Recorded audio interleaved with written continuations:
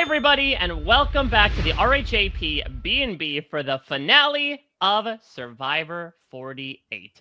My name is Mike Bloom. Another season has come to a close, and we are here to bring it all together. A not-so-secret duo joined by a third member, our own final three, if you will, to give the final word on Survivor 48. Of course, I'm going to be drinking my water at a right angle at all times, Liana Boraas, to present as my most masculine self.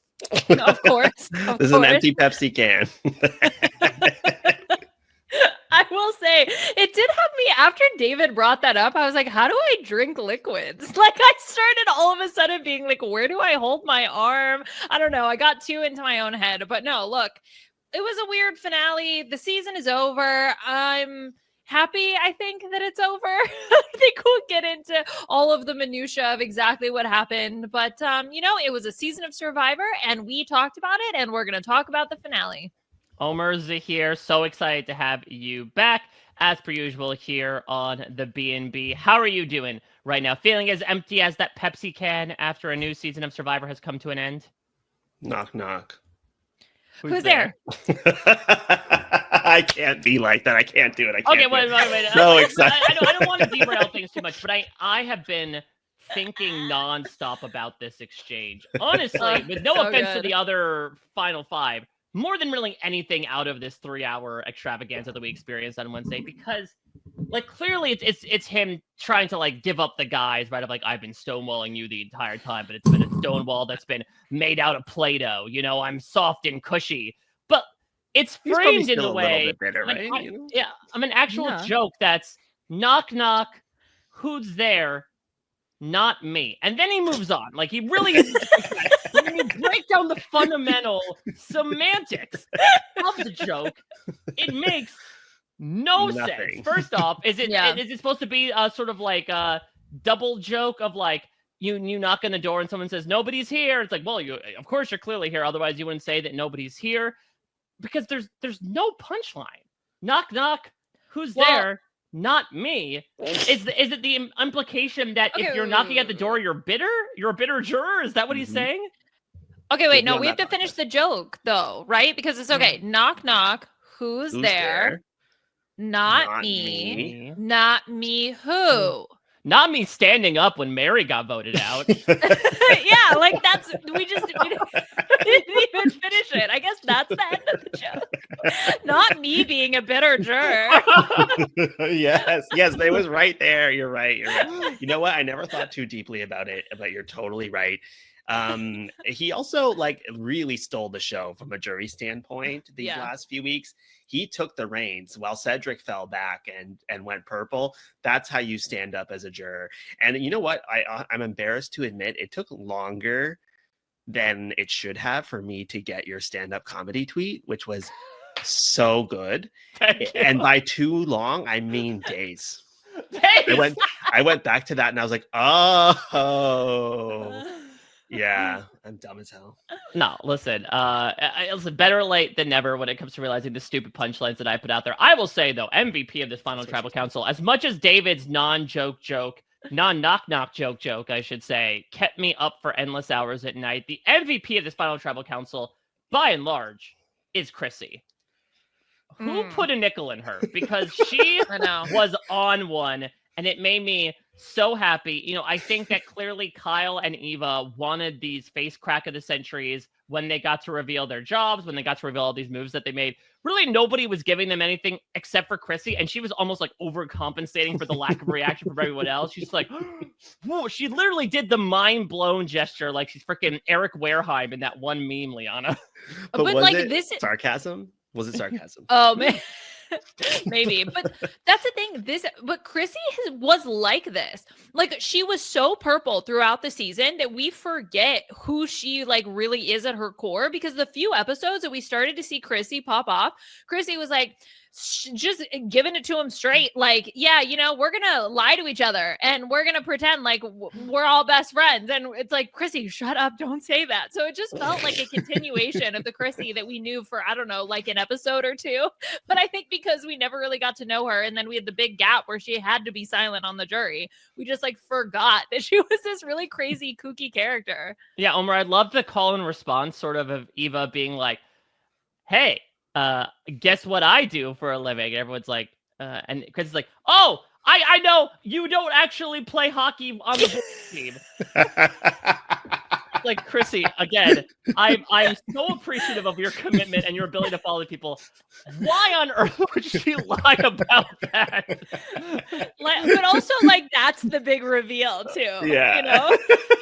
That would have been a bigger reveal. You know what? Eva should have taken that moment to pivot. Yeah.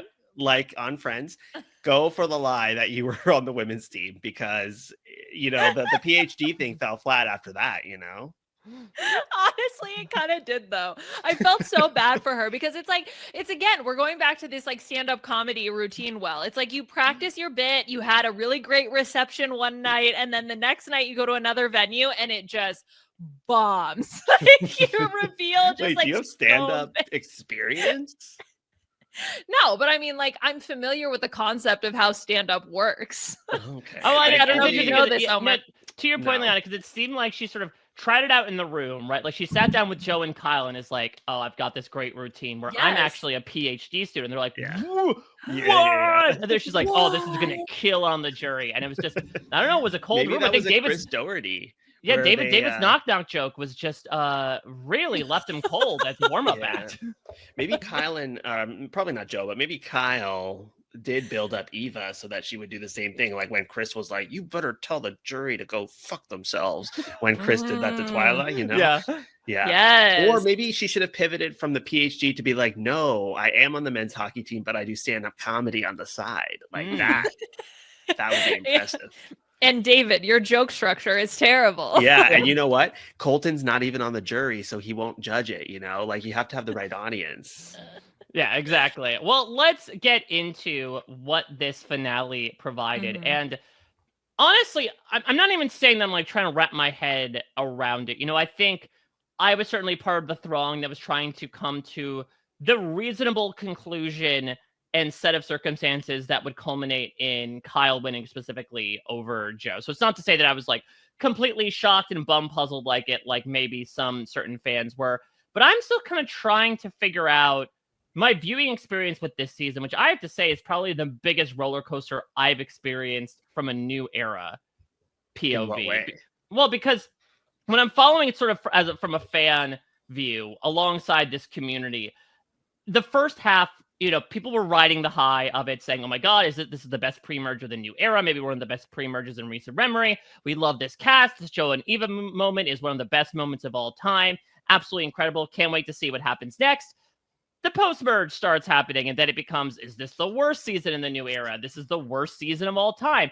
But then at the same time, there was this like kind of confounding yet intriguingly complex juggling of all these winner picks of like, I've seen at some point all four of, you know, out of the final five essentially get thrown out as, oh, this person's definitely winning because of XYZ, which we typically don't get in a Survivor season. And then towards the end, I was seeing conversations along the line of like, okay, when Joe wins, do we think he's a better winner than D? Do you think he's the best player in the new era? And lo and behold, that Joe does not win. He gets a vote. Thank you, Cedric, for once again bringing that last dose of chaos. We love it. In on the season. So it's just been such an intriguing season to follow alongside everybody else in real time, because it never necessarily felt like something that we could really pin down in terms of quality as well as outcome. Mm-hmm. That's a good point. And I think that I felt like my metrics for some people's metrics of what a good season is partly related to the winner. And I agree, but in a different way than most people. Like, for instance, I think that Gabler winning Survivor 43, Diggler, sorry, my bad. Yes, thank you. I think that Diggler winning Survivor 43 actually made the season better because it was so unexpected. There was so much to talk about. And it was, I never thought that going into the finale that was possible. And I like an unexpected winner or something that happens. I don't like a steamroll. I think it's boring. And I also don't like a season where it's very obvious one person will win. And so I thought when we come to an end game where I agree, Mike, there were several viable winner candidates from an edit and game perspective. but it kind of fell flat for me still. And I wonder if the reason for that is because of the game structure to some extent, because there was this, with the final four fire making, it really did not make that much sense for any of these people to turn on each other when they can all just go to the fire. They all have a decent chance to win, or so they think. And it's like, let's just battle it out and not betray anyone and stick to the plan. So I think that like lost a lot of the intrigue, even for somebody like Mitch, who's not making a move. He could just get through one more tribal council and maybe win fire and go to the end. Like, he doesn't actually have to position himself towards the top. And so there's not this competitive, like, fighting for the last little morsel of food amongst these street dogs. They have plenty of food. So But I mean, they also cast people that wanted to do that anyway. You know what I mean? Like, I went back and I read through some of the notes I had taken from Mike's preseason interviews.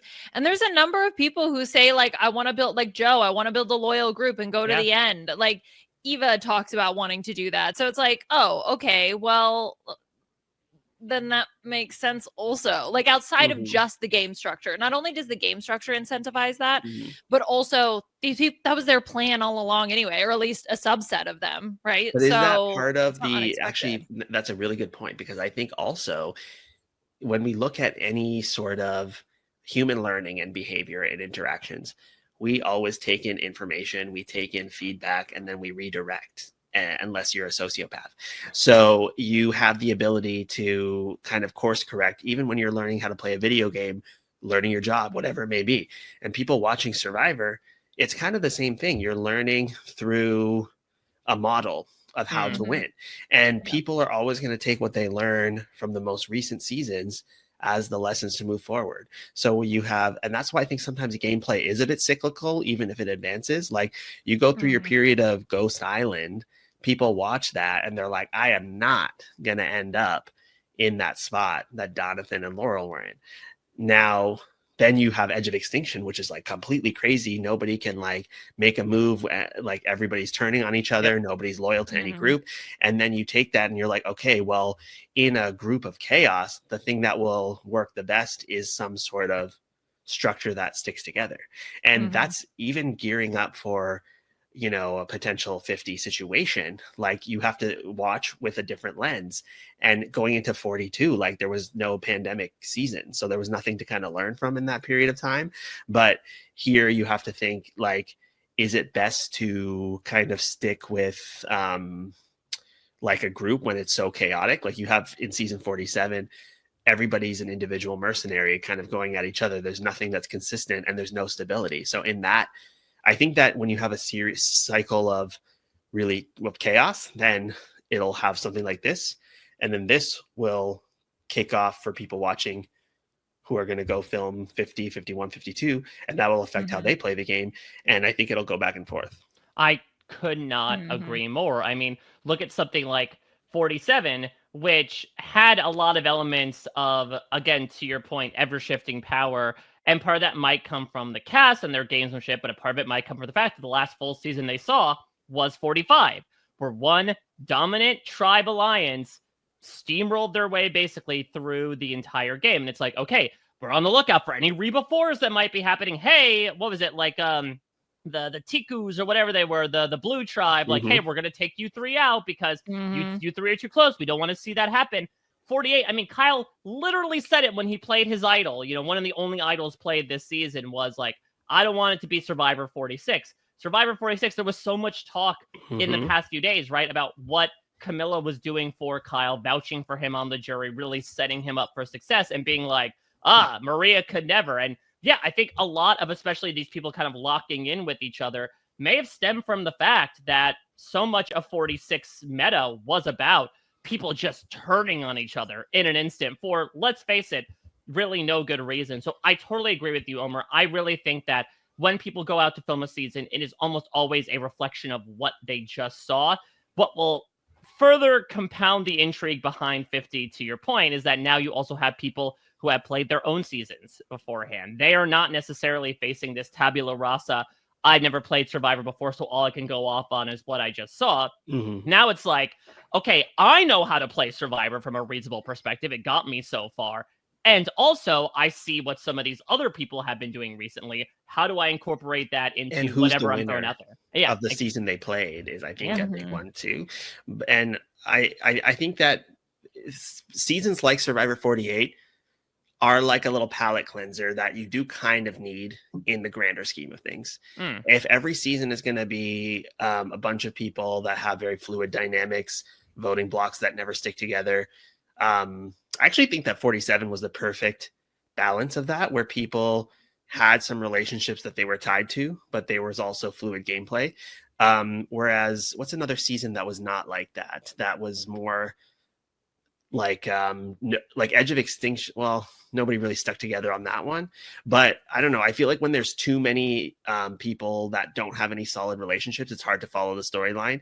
But when there are some smaller groups that stick together, I find that to be the most interesting. But also, if we don't get stuff like this, then we don't see a further evolution. So I think at some point we do need to also be thankful for what we have, and that's a reflection. Like, I think that people did not like Gabon because it was preceded by fans versus favorites. If that had been preceded by a season that sucked, people would have loved Gabon a lot more, and I loved Gabon a lot. But I think that that's true as well. I mean, that is one of the biggest indicators of performance, is actually who goes before you. Like, you always do those direct comparisons. And I think for 48, I think also what it does is to me, it also reaffirms how critical it is with the starting input material for a season of Survivor. I love how clinical. I mean, I'm talking with, two out and out science brains here. Thank I you. absolutely love how we're getting down to the ones and zeros. Well, but like, that's the thing. I mean, you're running these, like, think about it. You're like running these simulations over and over and over again. And obviously you're changing the black box of like what the simulation is, but you're also putting in different inputs every single time. And so you get to see the consequences of, oh, you can still, in the new era of Survivor, if you cast old school feeling people, you can get kind of an old school season, right? Like, that the actual structure of Survivor does obviously incentivize or de-incentivize certain types of behavior, but it really does depend on those 18, 20, 24 people you might cast. You know what I mean? Yeah, and people who are gagging for old school Survivor, did you like it? That's all I can say about that. I mean, what I would say is that I think when we sort of typify old school Survivor, I think very understandably people are more so referring to like structural elements, like give me 2 tribes, give me 39 days, give me cultural visits, that type of stuff, rather than like, we really need moralizing, grandstanding, dominating alliances to, essentially put a stranglehold on the strategy towards the end of the season. Now, all that being said, I will say the final tribal council honestly might have been one of my highlights of the post-merge. And granted, I think for some people that might be a low bar, but I think I was really, really invested in it. Now, maybe it's because, again, there was still part of me that's like, I think there's a lot of narrative rolling in Joe's direction. He still basically got his way through these last couple of votes, got Camilla off the board. And I was quite surprised to not only see that, like, Joe gets a much quieter role in the final tribal council, according to what we saw, but it ends up leading to, again, someone who we were told multiple times, if he makes it to the end, he wins. That not necessarily being a true statement. I mean, I'm sure there will be more stuff that comes out through various press from all these jury members, especially. But Liana, give me your temperature right now. Why do you think it, with no offense to Eva, who I think did a really, really great job. I think one of the better non-winning, final tribal council performances we've seen in the new era. But considering the Joe momentum going into this finale, do we think he always came in with a losing hand, or was this something that was truly fumbled on the 1 yard line? Well, that's what I'm saying. I have no idea. Right. And that's like part of the reason why I do have there's a certain sense of frustration that like I'm okay with things being up in the air and being like, ooh, I don't know who's going to win. Is it going to be Joe? Could it be Kyle? But I also want to understand why an outcome happened. And so, I do see a lot of people advocating for, oh, well, Kyle had like a really baller final tribal council and Joe, I don't know, said 3 words. So like, okay, then maybe that's what it was. Right. I mean, that's, I think, what the show is trying to tell me, that Joe fumbled final tribal council and And Kyle really nailed it, and also had the help of Camilla, like a proud soccer mom, trying to like help him out there. I was thinking of like, Amy correct. Poehler and Mean Girls dancing to Jingle Bell Rock in the aisle. You girls need anything, Kyle, a condom. Yeah, like that's kind of what I was feeling from Camilla. So I think that's the story that I'm being told. So I'm gonna guess that that's what happened, but I think I still but that's the thing. I still have a lot of question marks, right? Because then we also saw him fumbling Mary with, or like Mary's jury vote, where you know Mary's gonna go home and she's like, "Yeah, he's just pandering for my jury vote. I hate this." So clearly, Joe, to only get one vote from Cedric, there must have been fumbles along the way. Like, there's no way he walked into tribal council and then just lost like every single vote to Kyle. I don't know. Those are obviously the only two options that could happen. So we've seen moments where he fumbled it before, but maybe we didn't see the true story. And now I'm like, well, what if he's on 50? Because I've seen that argument. That's why Joe got such a good edit. I don't know. Also, I mean, we've seen Cedric has proven he'll just vote for anybody. So, oh my God, I love Cedric. But I think, you know, these tribal councils, the final tribal councils, I guess I only have one to go off of. But I mean, you are in a very key example of how so many votes were allegedly up in the air and got changed over the course of that evening. Yes, but I think that is more the exception than the norm, I would say. I feel like a lot of times people go in with what they want, and even like, you know, three or four votes on ours was locked before going into final tribal. But it's interesting because those final tribals are so long, at least the ones I've heard about. Like, ours was 3 hours long. They all talked us so much. And so I can't imagine a world in which Joe is not speaking a lot more than they're showing, but perhaps it's a situation where maybe he didn't as obviously fumble it as someone like Mike did, where Mike was very much pushing a narrative that did not feel true to what happened. And whereas Joe, he kind of preached that along the way, but maybe that wasn't really a huge part of his final tribal, or they didn't want to make him look bad, or it was presented more from the perspective that Kyle won it as opposed to Joe losing it. But I think we got breadcrumbed along the way about Joe's honor and integrity not falling the right way. Like, if you are loyal to David, then you don't vote him out there, you know? I mean, and I get that, but what's interesting is that we had this sort of like, you know, new jury speak segment that we've been doing since 45, 46, and you have David outright say, if Joe wants my vote, he has to show that he purposely incorporated lying as part of his game. And we got none of that, both from David's speech, which ended up just turning into, again, a glorified knock-knock joke. Hey, good game, guys. Who was the best at challenges?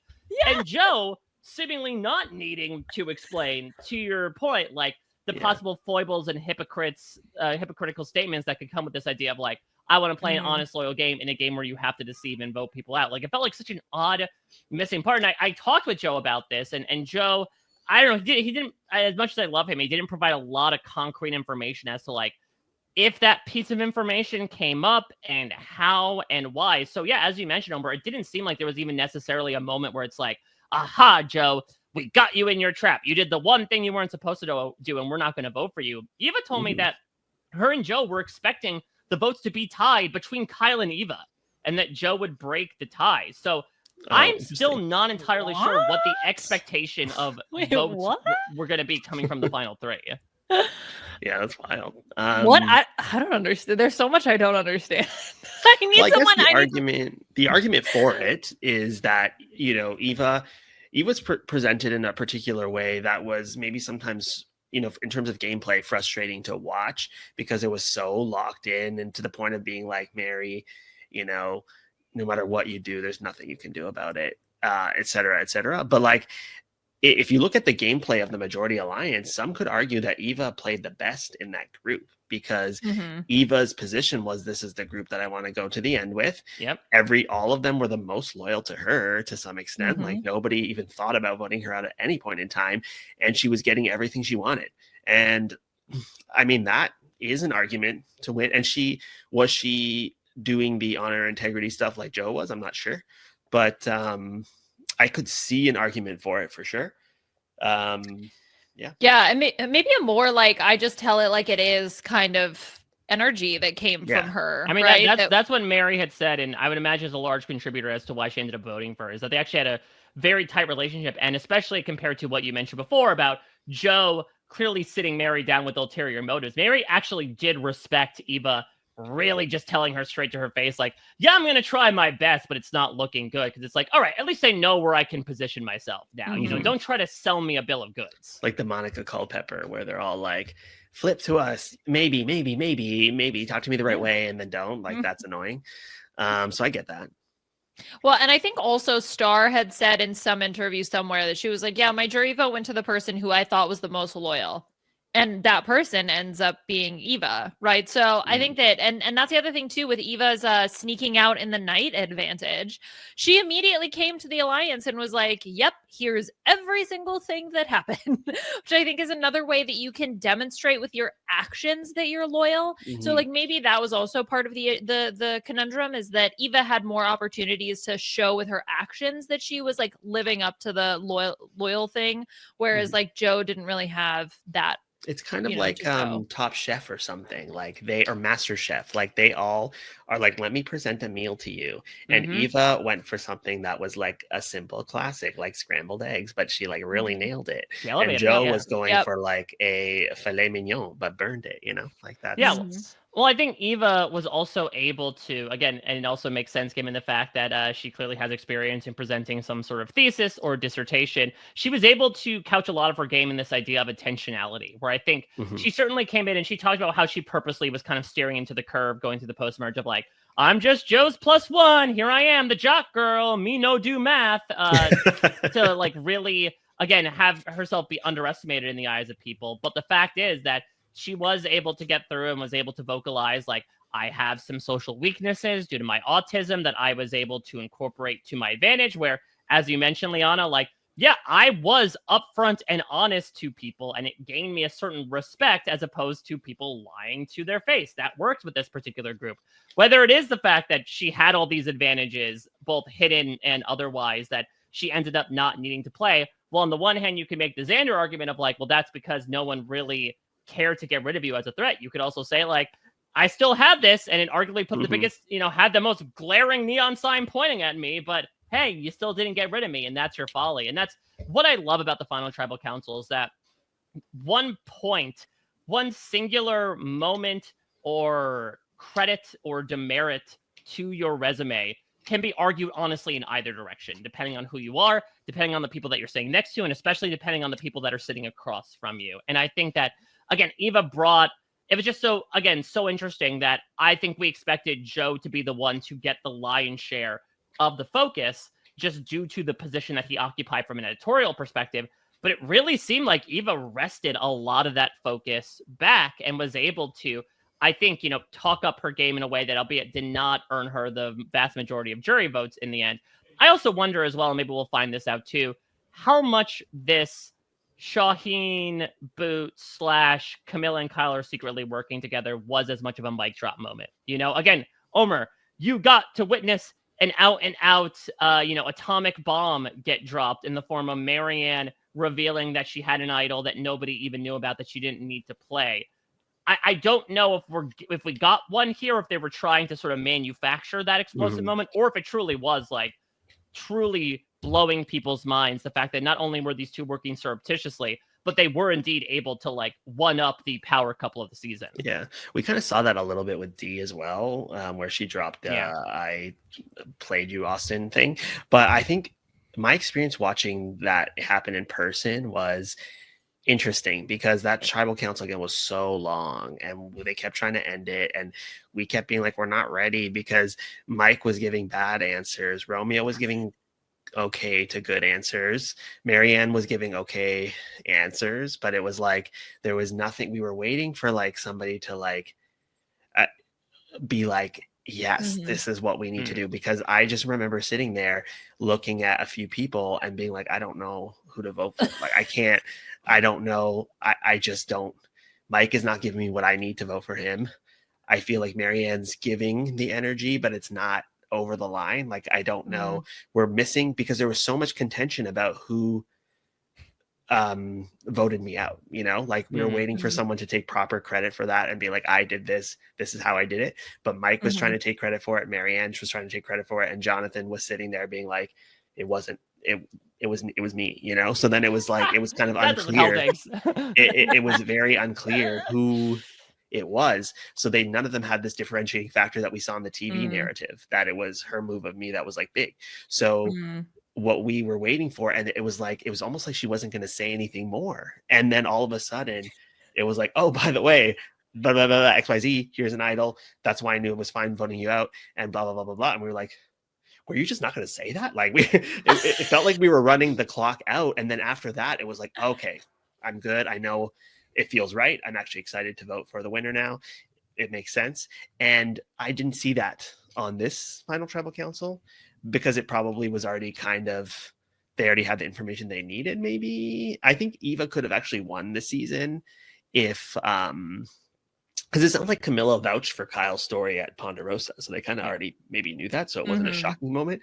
But I think Eva wins the game, seeing how close she was. If they let her keep the idol around as the non-threat or whatever they want to call it, and then at the last second when it's Mitch's funeral, playing it for Mitch, like that. Yeah. That would have Mitch, been did you vote for who I told you to vote for? Yes, exactly. Like that was the way to show you should not have left this in my hands for so long. Here's my move that nobody else knew about. And who she boot there? Kyle? Kyle. I think, Kyle. Get him out. Yeah. Yeah. Oh my God. Oh, that would have been so good though. Yeah. Missed opportunities of the new era. Well, I mean, if we talk about like big moments at the final tribal council, I mean, there was obviously we knew the reveal of the Shaheen vote was coming. And I felt like I was waiting.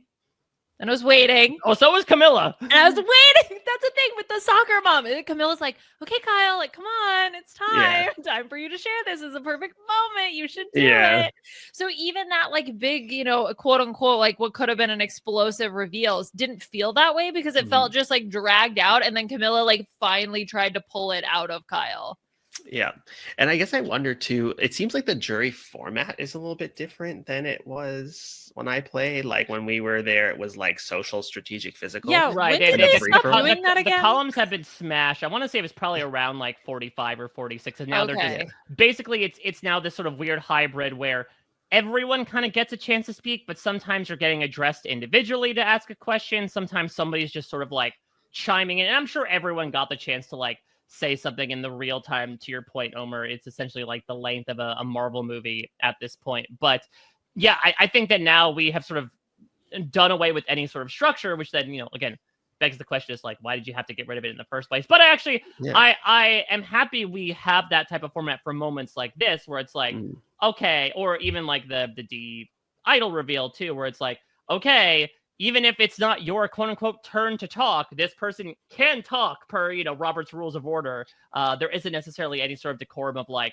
I am the only juror speaking and I am the only one allowed to speak, and everyone else on the jury may only refer to it if they are going after me. Yeah, I think that this format, or like, honestly, I thought our format was the best to actually flesh out who the best winner was, because you were talking about each element of the game and it was kind of a free-for-all. Whereas this is like, it's kind of like the individual jury questions, but it's a little bit less structured. So it doesn't have like the iconic moments that those individual jury things did, but it's too structured to get to the bottom of everything. But I don't know how, I think it's like missing something, like a flair at this point. I mean, plus you have to set aside time for everyone to do their individual jokes and stand-up routines. Imagine if David stood up and walked over to them and said, knock, knock, who's there? Not me. And then like sat back. I mean, he would have loved it. Maybe that's again, he really just seemed like a person out of old school Survivor, in that like he felt he would have, for lack of a better term, milked the shit out of the chance to like stand up and nobody could interrupt him and he could just, talk until the cows came home and then gave some milk about whatever he wanted to talk about. Do you think he has one of those lactational t-shirts? What? Like, you don't know about these? Is that to imply that he's giving? He does have 4 nipples. Well, there's shirts that can like put pressure on a particular way to like, to help moms and stuff. I was like, maybe David does it, who's to say? He loves milk so much. Yeah. That seems right up Mike alley, but he's so confused. Well, because aren't there so many references to like when Jeff does like the showcase of the rewards of like, want to know what you're playing for, that these items have been out in the hot Fijian sun for so long and they're not of the best quality. How grody do you think that glass of milk was? Do you think they really went straight from the fridge with that glass of whole milk to be I like, hope here you go, so. David, drink up. Maybe that was the ultimate prank. They probably had a cooler. That was I mean, good.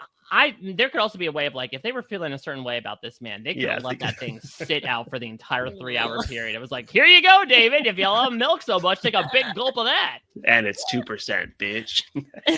Yes. 2% is way better than homogeneous milk. I don't understand the debate. Yeah, I don't know. I don't get it either. What kind of milk do you like? I'm a skim girl. Oh God. Oh. I know. With white water. I know. It might as well be water. Yeah. Well, let's see how watered down our predictions are of these final 5 players, Liana, as we, for the last time, crack into what we thought of these people in the preseason. And maybe we'll sort of like disseminate as well some of our overall thoughts about these people. Get 5 judgments? You get 5 judgments, Omar. What a mistake. Got a lot of power right now. What's the score going into it? I need to know. All right. Well, let us start with Mitch, our 5th place finisher here. He of the aforementioned Mitch's funeral. Liana, Mitch obviously comes in with a massive story. How did you think his story on the island would end? Yes. So I had Mitch making the jury. I said that Mitch's personal story helps him to create bonds with the majority of his tribe, especially Charity, and his schoolyard game skills help Siva crush in the challenges. Come merge, however, Siva, with all 6 players, is looking like a juicy target for the remaining Lagi and Vulas. After many discussions, Charity agrees to give up Mitch to appease her C squared K squared, which is the alliance of Charity, Chrissy, Kyle, and Camilla. You hate that. Leave me alone. To minimize their threat level. We get several amazing personal Mitch segments throughout the pre-jury, causing many people personal Mitch segments, PMS. Him. We love a PMS. Causing many people to suspect him as a winner candidate before he's brutally eliminated as the first juror. His ally was Charity. His enemy was Charity. So that was okay, yeah, let's hear Mike's, I guess. Well, I had Mitch not climbing as high on the proverbial rope here. I had Mitch going out pre-jury, actually, but in a little bit of a similar, shocking way to Liana. I wrote, after breaking the ice on his stutter on day 1, and Mitch is happy to speak freely on Siva. He makes an instant connection with Charity. And also tries to get it. This can't be real. Like, this happens far too often. To be fair, he did say that the person he was vibing with in the preseason was Charity. Oh, so correct. And there was a promo where Jeff talked about pairs are going to dominate the season, and Mitch and Charity was one of the pairs that was shown. I see. So much for that one. Let's see. Oh, he also tries to get in good with the buff men sharing the same color buff in Kyle and David. While David will be regarded much more as a challenge beast of his tribe, the fandom will give plenty of attention to Mitch, whose experience handling gym equipment for countless hours has made these end-of-challenge hand-eye coordination tasks just like going to work. What the? How does this? This happens all the time with you two, and you expect me to believe it's just random chance, you're clairvoyant. My preseason prep is listening to Mike's interviews that Mike was there for, so we both have the same. Someone who was there for one half of that conversation. Reading he was going to be good at carnival games, but nevertheless, continue. Somehow the survivor gods grant clemency to the ill-fated Vula tribe, and Siva goes to tribal council. Mitch guns for Camilla, feeling the least connected to her and expressing that she's the weakest in challenges. But Camilla, in turn, begins to throw Mitch under the school bus, I guess, saying he is both a huge threat in individual challenges, as well as someone whose story could easily mop up jury votes. And so, in one of the most savage moves of the season, just when Mitch thought he could keep going on his climb to the $1 million, his rope gets cut, sending him tumbling to the mat of Ponderosa. His ally was Charity, and his enemy was Camilla. What placement was that? Just watch The Summit? the gym class. You climb the rope. I don't know if we still do it anymore, but that's the only thing I really is stereotypical about gym class. Mitch would have done great on The Summit. What is the what was the final placement that you had for him? Pre-jury? Oh, pre-jury. Gotcha. Okay, so the problem with Liana is here. Liana Boraas.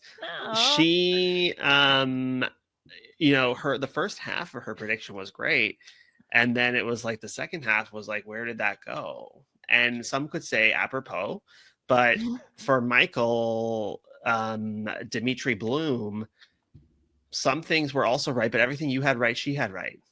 So, but you did have right that Camilla did kind of end him. Point goes to Michael Bloom. There we go, baby! You were separated by like 2 votes, Liana, and he got you said Charity took him out. He said Camilla did. You both had the carnival games, which I think is post editing, and the Charity Mitch thing. Sure. You both had you both had it. Oh my God. Nevertheless. All right. Okay. I do want to bring up something from my Mitch exit press, which I highly recommend everybody check out, because I think Mitch is able to vocalize a lot of understandable frustrations that maybe some fans had towards the way he was personified to us, of like, keep saying he's going to make a big move. And then he literally was sitting there at the beginning of the finale being like, I should have made a big move. So from Mitch's perspective, this is corroborated a bit by Camilla, but he explained to me specifically why he did not flip at 8 at that vote where they said we can tie the votes, which was that apparently Mitch did have every, thing in his willpower to want to make that move. In fact, he had gone to Star with a plan of a final 5 of the 4 outsiders plus Kyle, that then at 4, he said like, if I win immunity, I will throw myself in fire, Star, to send you to the final 3 where we could sit at the end together. Allegedly, Star then told the entirety of that plan to Joe and Eva, to the point that when Mitch went to go sit with Joe and Eva and Kyle, they had said, oh yeah, by the way, Star said all of this. And that sort of cemented in Mitch's head that this was not necessarily somebody that he could work with, considering that he made a final 3 deal with her and she proceeded to out it. Camilla had said that her and Kyle did a sort of like Tyrion Lannister in season 2 of Game of Thrones thing, where like they would purposely feed Star pieces of misinformation and see if it got back to Joe and Eva, which almost always did. Listen, TM, exit interviews aren't canon. Everyone's the hero of their own story. But I did find it a really interesting perspective from both Mitch and Camilla as to why maybe some moves were not made to flip the game on its head towards that like 8 to 6 to 5 range. Well, there had to be a reason that we did not see, to be fair. Star on Twitter has something. You know what? Yes, I was gonna say Star certainly had a response Star, to it. You should bring Mitch and Star and tell them it's their B&B, but they don't know it's the others gonna be there, and then really get to the bottom of it. So tell me what happened. Yeah, well, I mean, that's the thing, right? So we saw Mitch on the show say, I don't trust Star. Would have been great to see why. Why, exactly. Like, get up. Didn't we need 17 confessionals from the same people about the same thing instead, though, Yeah, exactly.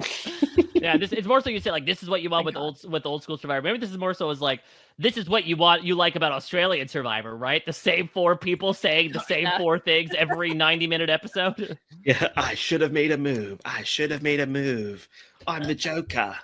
All right, well, let's move into the agent of chaos herself in Camilla, our 4th place finisher here. Yet another one, I believe, since Final Four Firemaking has been introduced. It's her. It's Liz. I want to say it's Kara K, who are the only people to have never gotten to vote against them and never made the final tribal council. I think they joined like Pascal and Suri in that regard. So rarefied air for Camilla. And I had her hitting some pretty high altitudes in this season as well. I had Camilla making the finale. I said that Camilla's preseason prayers are answered when she's put on a tribe with Giga Chad David, and the 2 will form one of the game's most unlikely duos, bonding over their love of gaming and PC customization. When David gets his tree trunk legs cut out from under him, she'll find herself growing closer to Kyle, as the 2 of them and Chrissy are seen as sitting ducks. The 2 Ks try to strike out the competition as Camilla is finally able to institute her plan of subliminally forcing a fluid season. We'll get a segment of the software engineer comparing an idol hunt to searching through software coding for bugs, and her real-life metaphor pays off in spades when she's able to find one. Using her idol and Kyle's vote steal, the Siva 3 create what Camilla calls an advantage algorithm. They use their inventory at just the right time, landing a critical hit on one of the big bosses of the season. From there, they surprisingly flip the game in their favor, becoming 3 of the final 4. When Chrissy wins final immunity, Camilla thinks she has the game locked up, but she doesn't count on a surprise counter from the speech and debate coach as she shockingly sends Camilla and Kyle into fire making. Forced to go up against her tightest ally, Camilla's illegal attempts at arson do not have real-world applicability as she goes down in lack of flames. Her ally was David, then Kyle, and her enemies were Chrissy and fire making. That's crazy, Mike. Like, I you're hate literally... Who are you fucking? I Fate. She's you. upstairs. You want to hear?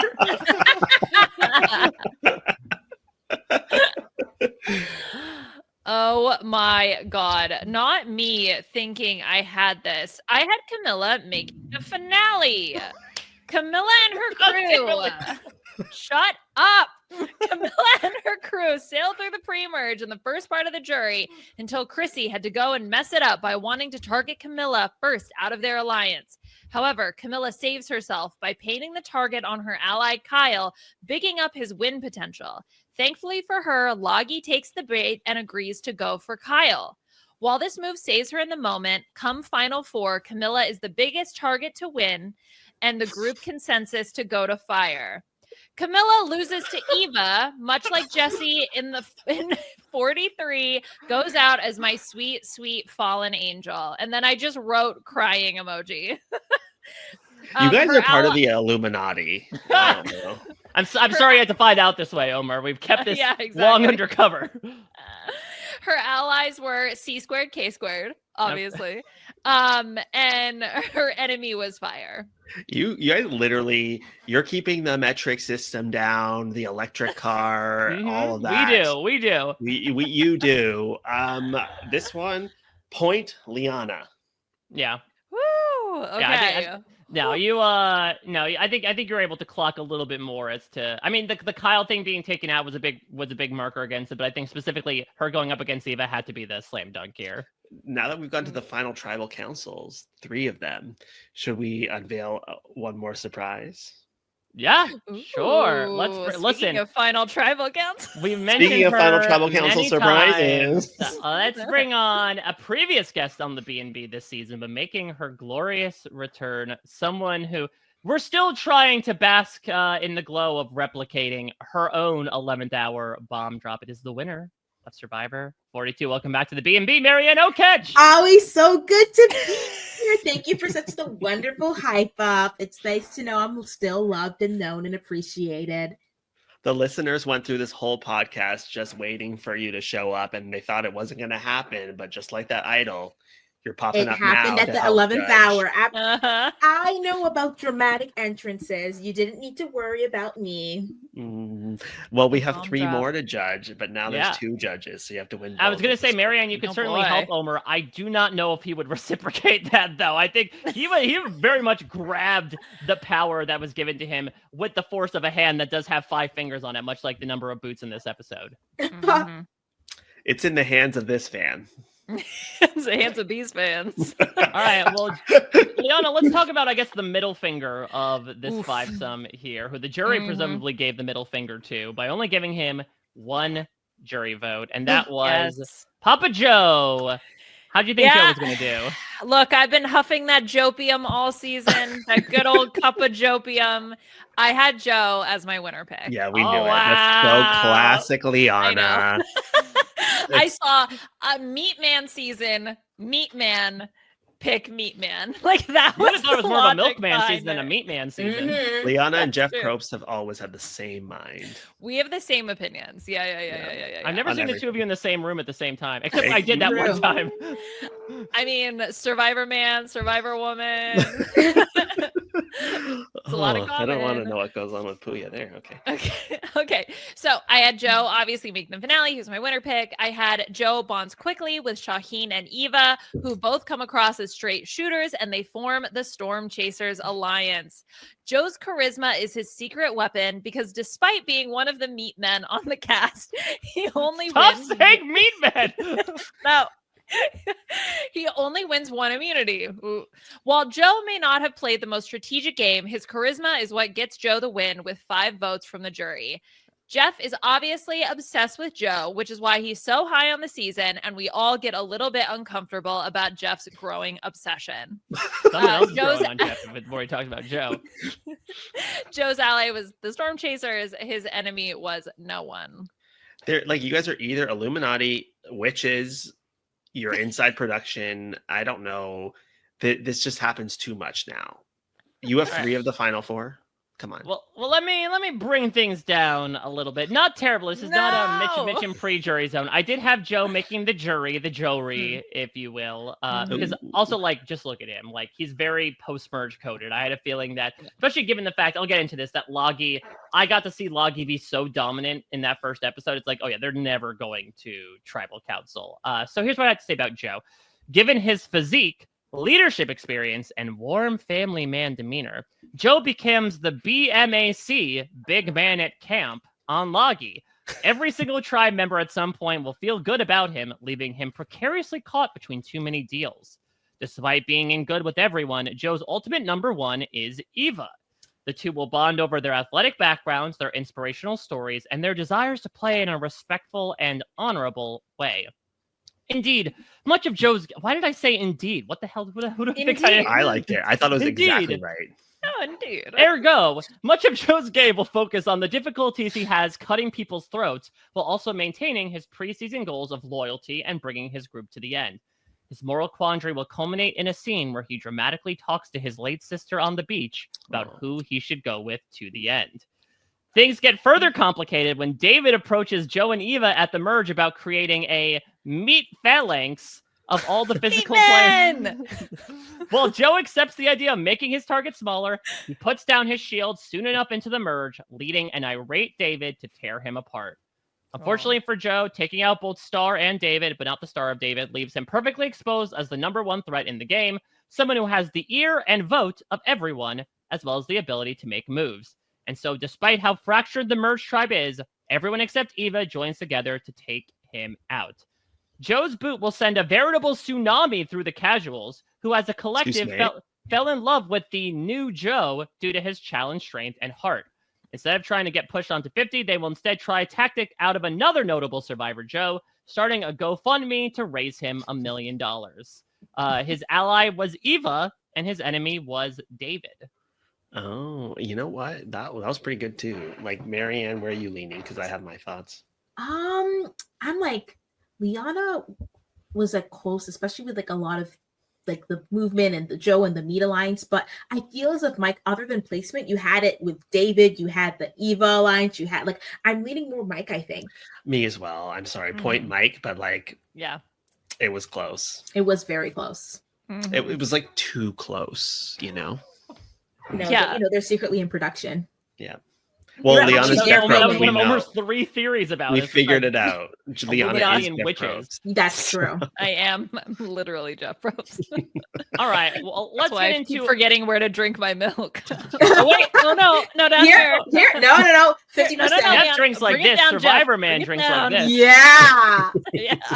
Survivor Man's like that feels like, I mean, you know what, actually, we were talking before about David's stand-up. Was that his attempt at another joke of like, now the thing about it is when men drink their milk, they drink like this. You do a very good David voice. Like, Thank that was like, if I close my eyes, I would. You know what, Joe? I can see why David said what he said. Like, because it's like, if you're a big and muscular guy, your muscles are gonna push your arm up anyways, right? So I can see why it'd be more comfortable to be a 90-degree. So wait, okay, I'm not a biologist. Does that work at all? Is it like, does Joe and David just walk around like this to can't put their arms down? Well, T-Rex did do that. T-Rexes were, but T-Rex had small arms.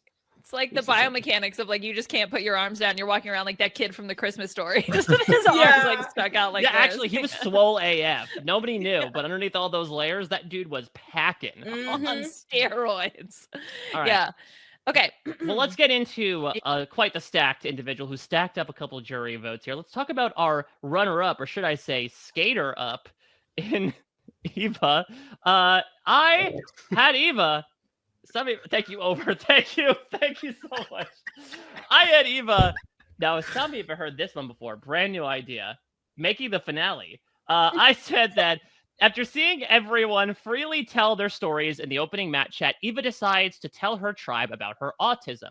And much to her relief, they welcome her with open arms. Looking to assemble her team for the playoff/merge, Eva looks to Joe due to their similar athletic background. Unfortunately, as some will say during the season, Eva's fixation on keeping her alliance together comes at the cost of the proverbial puck passing her by. When she's blindsided by the Joe vote out, she'll lament how she made a survivor-owned goal by being too trusting in her allies. Eva will be the undisputed challenge beast of the season, getting more necklaces than a Labor Day sale at Claire's. More or less than Maria. Oh yeah, I guess that's the That point. old hag. That old that crone. Oh my god. And Marianne, you weren't here for the Maria strays that they threw earlier. So Oh my gosh. That's considered elder abuse, according to Eva. But in a crucial Final 5 immunity challenge, her nerves get the best of her as she blows the lead and her game. Faced between the two former Loggy allies of Eva and Shaheen, the new Siva majority decide the youngest player is the biggest threat to their own lifespan in the game. Seeing the dissertation writing on the wall, Eva shocks the players and the jury alike when she reveals at her last tribal council that she's a PhD student, prompting a standing ovation as she's voted out. Her ally was Joe, then Shaheen, and her enemy was the Final 5 puzzle. Oh. I mean, it was puzzle. the fact that you even said the PhD thing is crazy, although the response was a bit more tepid. But my God. I don't know. Did you look at Chrissy? Oh my gosh. That was Okay, yeah. Liana? That was people take their jobs too seriously, is what I'm gonna say. Yeah. Okay, well, I took this very seriously. I had Eva making the finale. It's going to sound repetitive at this point, but Eva Wow, joined- Liana, who would have thought that as much as people were saying that the end of the season would be incredibly predictable, you and I made it even more predictable in our preseason predictions. We clocked this even before the entire steamroll They should happened. hire both of you as consultants for casting because you could have foreseen this. You have to be like, all right, this is I see these two working together. You saw this. The C squared, K squared. So, we all If I know hear the C math squared, K squared one more time. Well, Okay, well, you're gonna have to hear it one more time. Okay, so Eva, Joe, and Shaheen connected right away on Loggy, forming the Storm Chasers.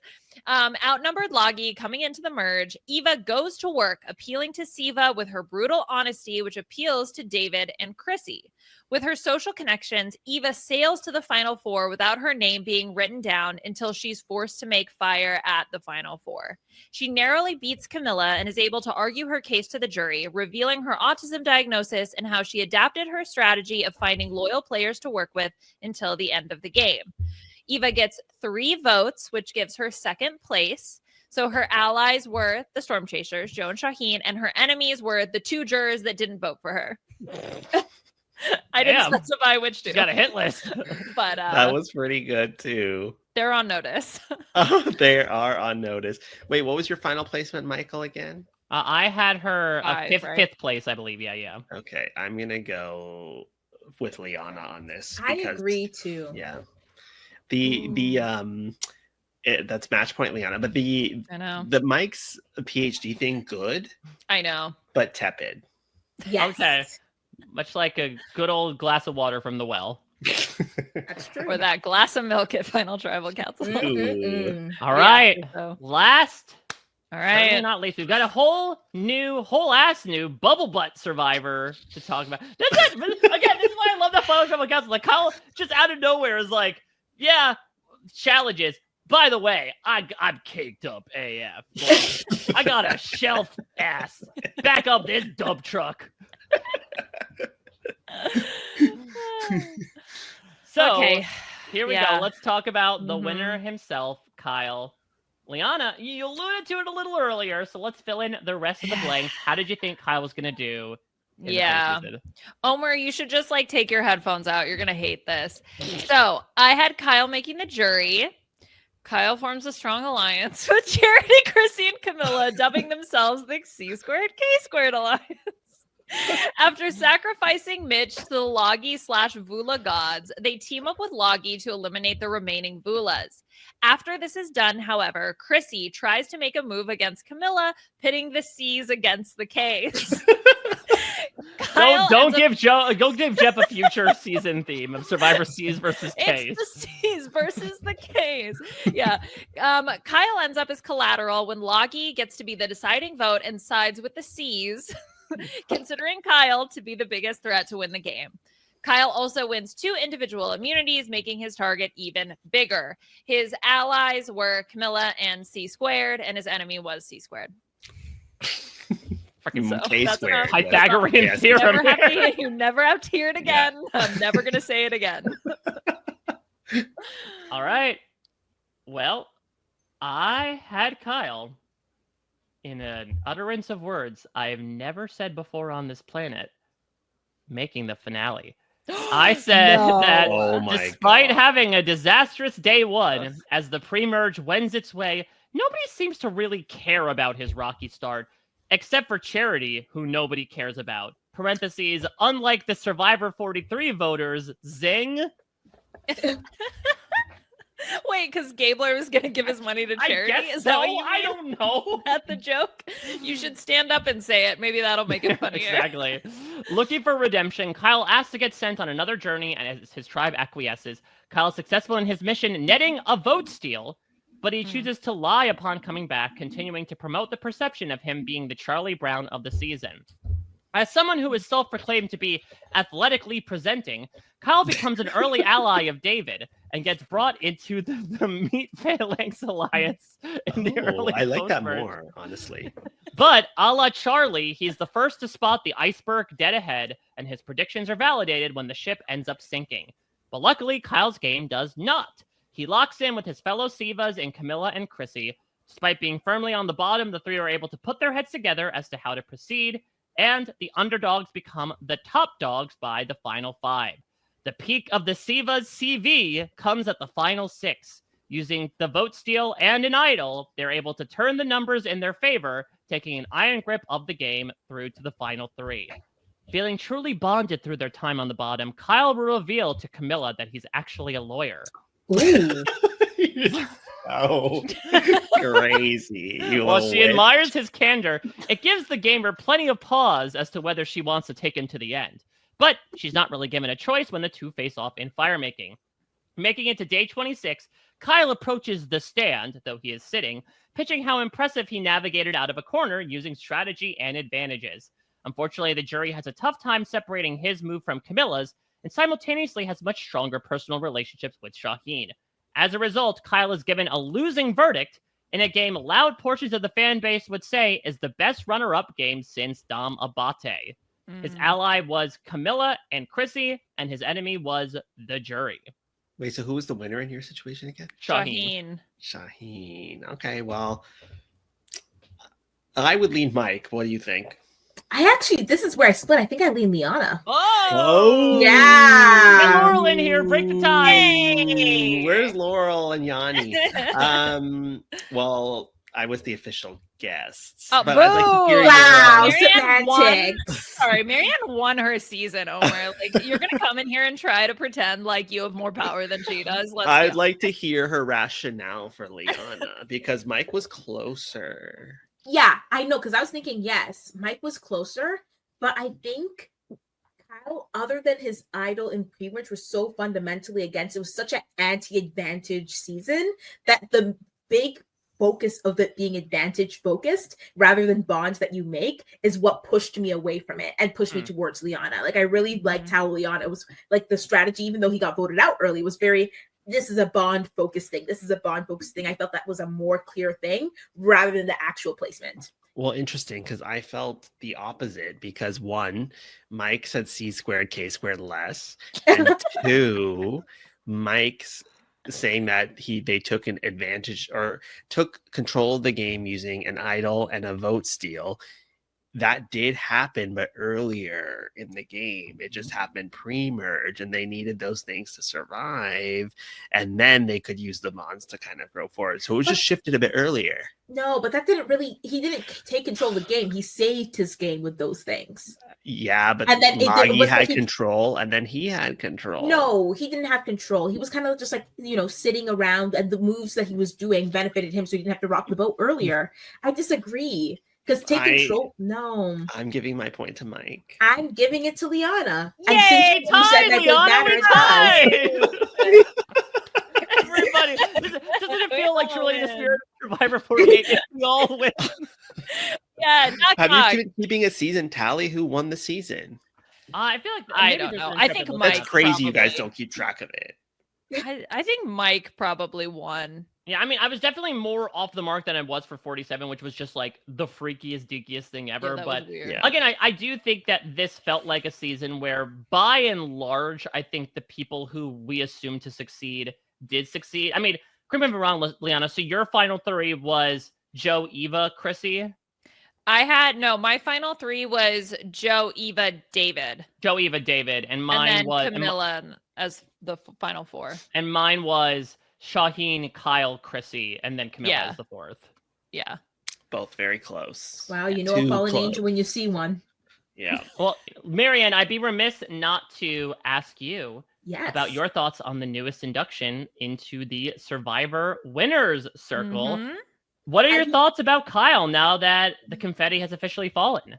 I love a good Cowan. I feel like this season was very reminiscent of old school Survivor, where it's like you find that alliance, you make sure you're not too high in the alliance that everybody hates you when you're making the moves, but you're just low enough that no one's going to think of targeting you. You make it to the end, you have these moves, you have the perceived head of the alliance who can speak about those main moves, but you've made your own things in secret, which can destabilize and show the agency that you've had throughout the game. Because, like, I think, you know, people might have been complaining that it's a boring season, whatever, seasons are subjective, but like, if you have a path to $1 million, which is a smooth sailing, why are you going to change it? You're here not to play for players, you're here to play for money. And he did exactly what he needed to do. He exactly rocked the boat when he needed to rock the boat, kept it still when he needed to keep it still, had such a good mind in the game where it's like he managed to go not anger Joe or Eva, managed to do all of that, take it to the end, and still have the respect of the jury. I think that it was a great game, textbook game. Yeah. There we I think go. he played a very good game as well. Mhm. Yeah, I think incredibly solid. I think, again, he was really able to play into a lot of the quote unquote themes of the themeless season, which was able to take advantage of incredibly tight relationships, able to cultivate a lot of great social capital with the bonds that he was making. There was even some stuff that he did not make the edit that he's talked about in Exit Press about all that he had a really close bond with Cedric as an example. Obviously, we found out after the fact that David was his former number one, and that even Kyle and Camilla were like, yeah, we weren't really number ones until David said that we were number one. So, I mean, again, maybe it goes to show, to your point, Marianne, why Kyle never felt the need to necessarily flip things is because he felt that he was in a pretty good standing with the jury no matter what. And when you have the clincher of sending your number one ally there who's able to set you up so well by bringing up, like, hey, if you think I was just a social player who didn't make moves, look what I just did, then it really is something to nail the point home. And so I loved getting to know Kyle as well over the course of this season. Obviously, a lot from his past that it brings in to make the person who he is in the present, and how this money and this win and this legacy is going to inform his future as well. It makes me really excited to see Kyle emerge as the champion of all this. I agree. All right. Well, we'd be remiss, of course, if we didn't leave the season without getting into this next game, especially when we have Omar on.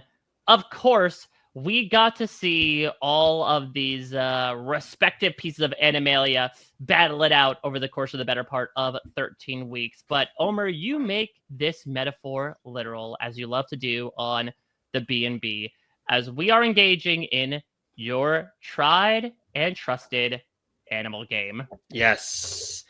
And I want you to pull up. Okay, so let's move forward. So we're doing the animal game again. This time, same rules. Perhaps in the future, we'll have an evolution. We don't know. But for now, animals do evolve, I hear. Yes. Like Pokemon. Yes. Do we have the first slide, please? Okay. Do I have control or do you have control? You have the control. You've had the control since the predictions. Oh, geez, Wait. Louise. I can move the slide. Liana, you're a wet labber?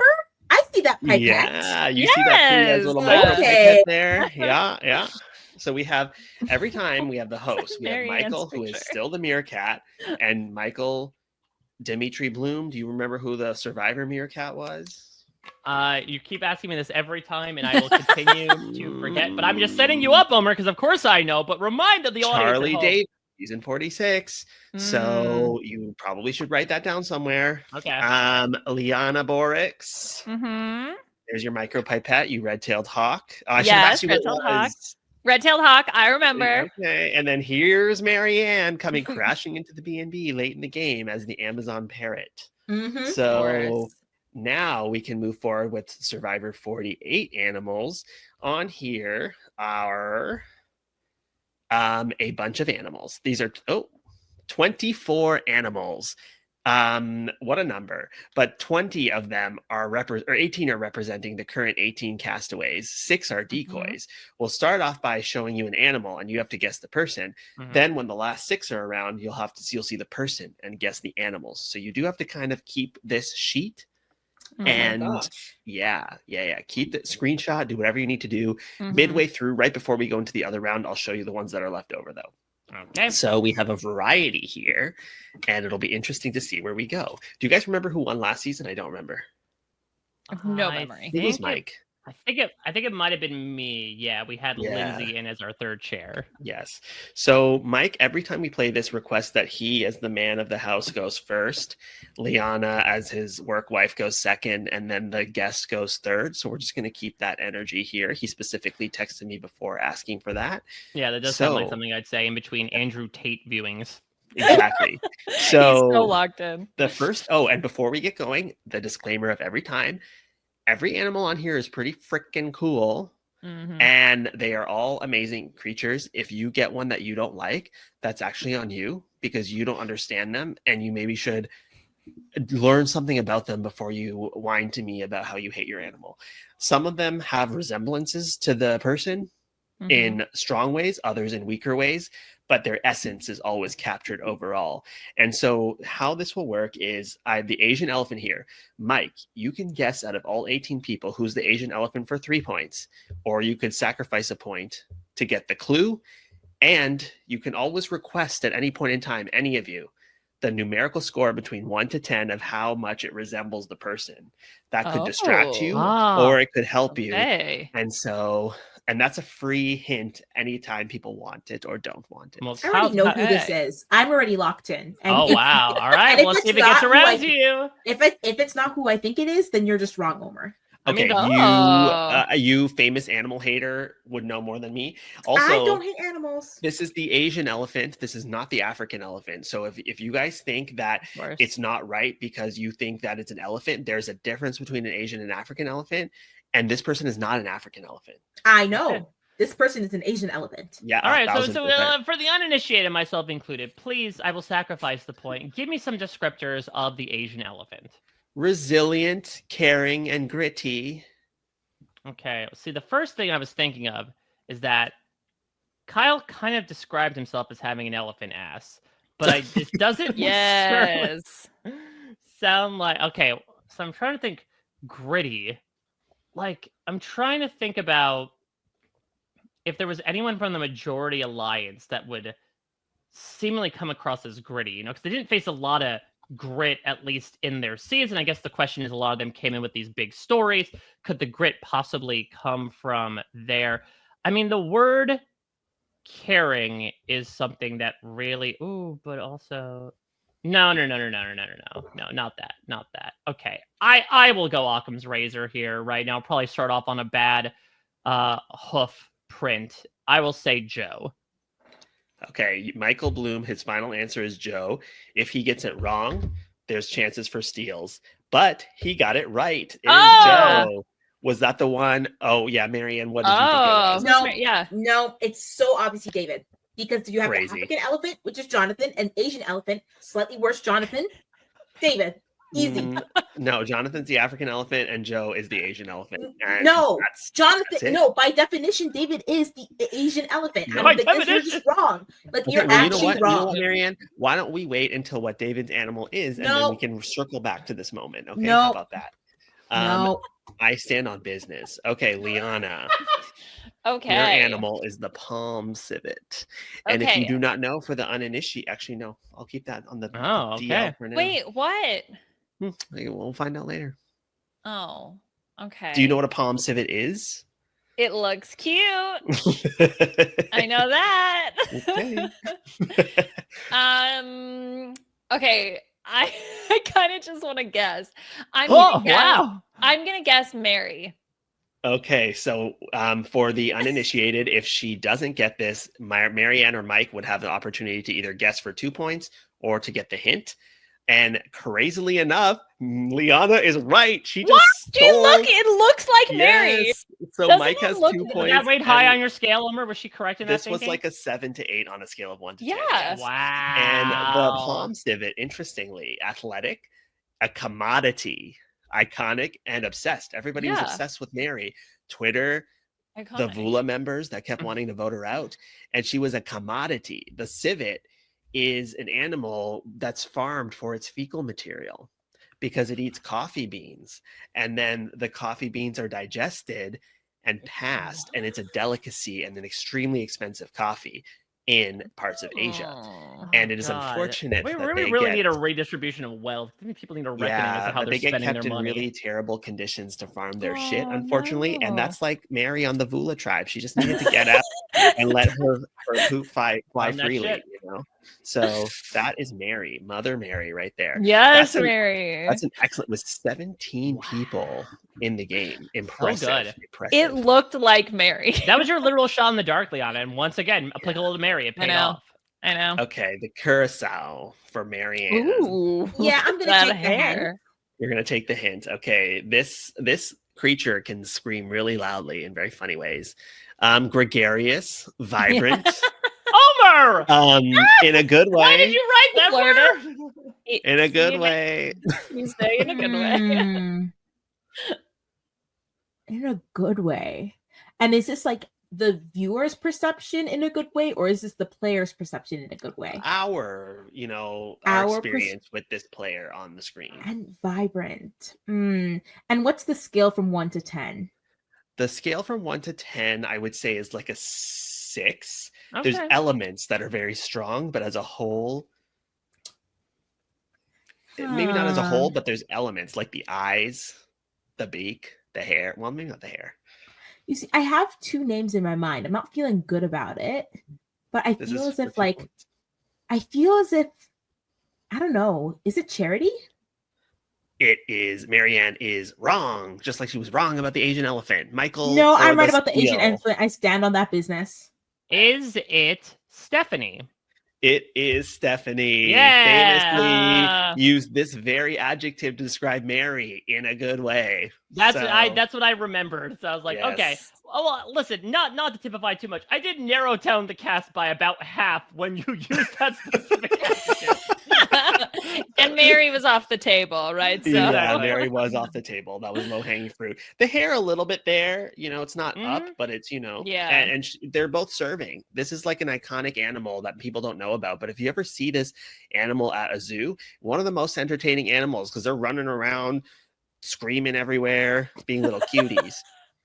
All right, back to Mike for the common or the giant Oh. eland. Oh my god, it has like 2 sets of eyes. I feel like it's saying my eyes are up here because I kept looking at like the 2 little The patches little of white darkness. patches, yeah. Yeah. Mm. Okay, tell me more about this. Give me some descriptors. Okay, sacrificing a point for built, intense, unexpected. Mm. Built. Oh, look at the built. cow. Look at it. Okay, built, intense, unexpected. I mean, it's got to be David. It's got to be David. Unexpected is like everything with like his background. Intense is obviously the intensity he brought that led to him being pointed out. Built, duh. Knock, knock. Who's there? It's David. Yeah. Yeah. Okay. Look All right, at so now this. Marianne, here's your David. Do you not see this?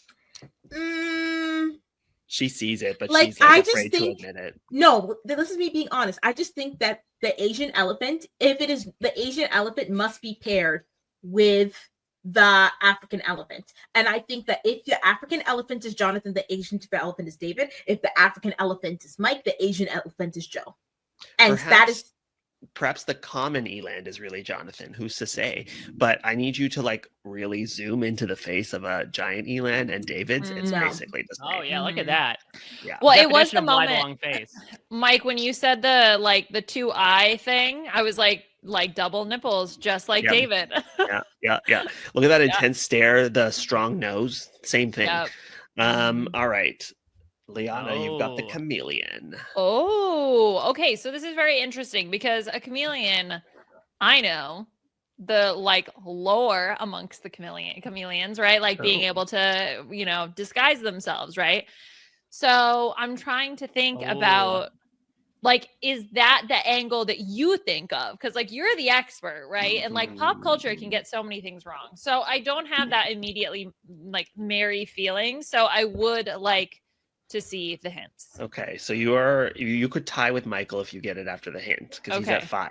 You're at 3. Quiet, scrappy, expressive when cornered.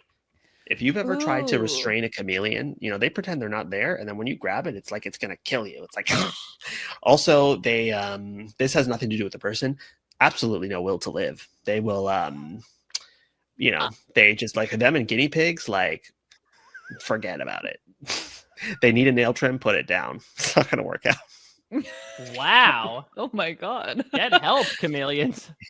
It gets better. Okay, I'm gonna go with Bianca. Bianca is wrong. Marianne for the steal. Boo. What's a scale from 1 to 10? For the look, I would say like a 6. Oh. But mostly like I think a 4 until it opens its mouth. Then it's like a 6. And the tongue comes out. So quiet, scrappy, expressive when cornered. Is it? No, because you and I want to ask a specific question. The no will to live has 0 impact with the person. Yeah, Because if it does have impact, I have someone in my mind. it does not. Okay. I don't know. So I'm going to go with, but I can't think of any names. So I'm going to go with just like the name, which I don't think it is. So I'm not giving Mike hints. So I'm going to go with Justin. You are incorrect. I know I am. Yeah, Michael for the last steal. Smart You could go up to strat. 6 points. Liana, I think if my following of Omar's logic is correct, you may have given me this answer earlier when we said that as much of a delightful surprise as Chrissy was at Final Tribal Council, there have been moments where when she was on the bottom, despite being kind of purple, she opened her mouth and let the words flow. I think this is Chrissy. Mike has got it down. This is Chrissy. Forgot her last name, but it's Chrissy. Sarnowski. And her mouth, when she's kind of blends in with the background, she was barely on the show. Then when she gets put into that fight or flight position, she's gonna let it flow. And she and chameleons also think that Eva is not on the men's hockey team, which is crazy. Like, what a crazy coincidence. It's crazy they think that. Yeah. Okay. So Mike is up to 6 points. Liana at 3. Marianne at 0, but we know that Marianne's a come from behind kind of gal. The honey badger. Oh. Don't play. Whose turn is it first? Oh, Marianne's. Marianne's. Am I making it up if the honey badger are known for scams? Like it's called like a honey Scams. badgering? Like if you're a honey badger, No, you that's make a a honey scam? pot. Okay. I was like, wait, are they running like MLMs amongst the rodent community? Hi, babe. You're This first is- so Maddie, but I can help you with some more names. Wait, that's so good. How dare you, Mike? This is not a rodent. What's the scale from 1 to 10? Teeth bearing honey badger, like a 7. Honey badger at rest, a 4. I'm gonna go with star. That is incorrect. Nah. You didn't even go for the hints, Mike. Am this is I 2 allowed, points, or do I have 2 to points get? without the hint, 1 point with the hint. Yeah, I'll keep staying conservative here and go with the hint. Okay. Bold, don't care. Honey badger, don't care. Actually, I stand by my star guess with that hint, so I'm not even mad. I would agree with Marianne. I thought it said feckless instead of fearless. Bold, don't care, Anything fearless. but Is it, well, feckless. I will say, well, Star might be my number one Family Feud answer. My number two is not far behind, much like she was in pursuing Mary through the jungle. Is it Say? Yes, this is 1,000% Say. Say plays, her resemblance to a honey badger in terms of gameplay, a 10. Fearless. Will go for it. Will battle prey or battle an animal 3 times her size because she don't give a fuck. Like, she is out there like a honey badger. So that's absolutely true. So that's 7 points for Mike, 3 for Liana, and Marianne is going to come from behind and win. I don't think so. The Garanok. Look at Michael this Bloom. thing, it's standing on 2 legs. Yes, this All is what they're right. known for, foraging in the let's- higher trees. Let's hear these loving and sometimes NSFW descriptors, Omer, for the Garanuk. Stoic, creative diet, athletic. And Okay. creative diet is they're going to levels of trees that other animals can't get to because they're not tall enough. Okay, stoic and athletic. I've also are the done a ones- post-mortem on one of these, Oh. but not the person. Yeah, I hope not. Okay, stoic, creative diet, and athletic. Well, athletic, unfortunately, to Liana's meat man point, does narrow things down considerably. Trying to think of like stoic. It feels like we have sort of crossed off the people. Like, I would say Cedric, but Cedric is quite the opposite of athletic in terms of his challenge performances. Dare you? How dare you? But now I'm thinking about like creative diet. Justin does work at a pizzeria. Could it be Justin? That's my guess. And Michael is correct again. He's What the bodying all of you. hell? My God. He's so My good at that. God. Justin, the Garanuk is achieving leaves and browse that no one else can because it's on its back legs. And Justin's creating pizzas from scratch that nobody's ever tried before. And I think that is incredible. He also has a Very long neck, creative. much like the Garanuk, but not long enough to be a giraffe. Mm. The resemblance was high on that one. Yeah, I can see it. White-bellied Kaik. Now, we had the black-capped Kaik in a previous version 1 year ago. That was Jessica Chong. This is the white-bellied Kaik. Very different, but similar. Same, but different. Mm. Okay, can I get the scale of 1 to 10? I would say this is a solid 7. Oh, a Okay, solid. so who lifts their foot 7. like that, Liana? I know. I'm like, who gives me that, like, kind of that little look with their little 7 to eye? 8, honestly. Now that I'm looking Well, at it. actually, no, Really? Okay, I'm gonna guess Bianca. Wrong. Marianne, 2 One points day. or 1 point with One the day steal. it'll be Bianca. So it's either 2 or 1. Two or for what? me? 2, or if you take the hint, it'll be 1. I'll do star. Wrong. Okay, Michael, you can get 2 or you can take the hint. You know what? I'll join these two in the flagrant guessing here because I was laughing about like who sticks their leg up that, but I remember who sticks their leg up like that when no. they are complaining about not making use of their absolutely luxuriatingly beautiful assets. Is this Shaheen?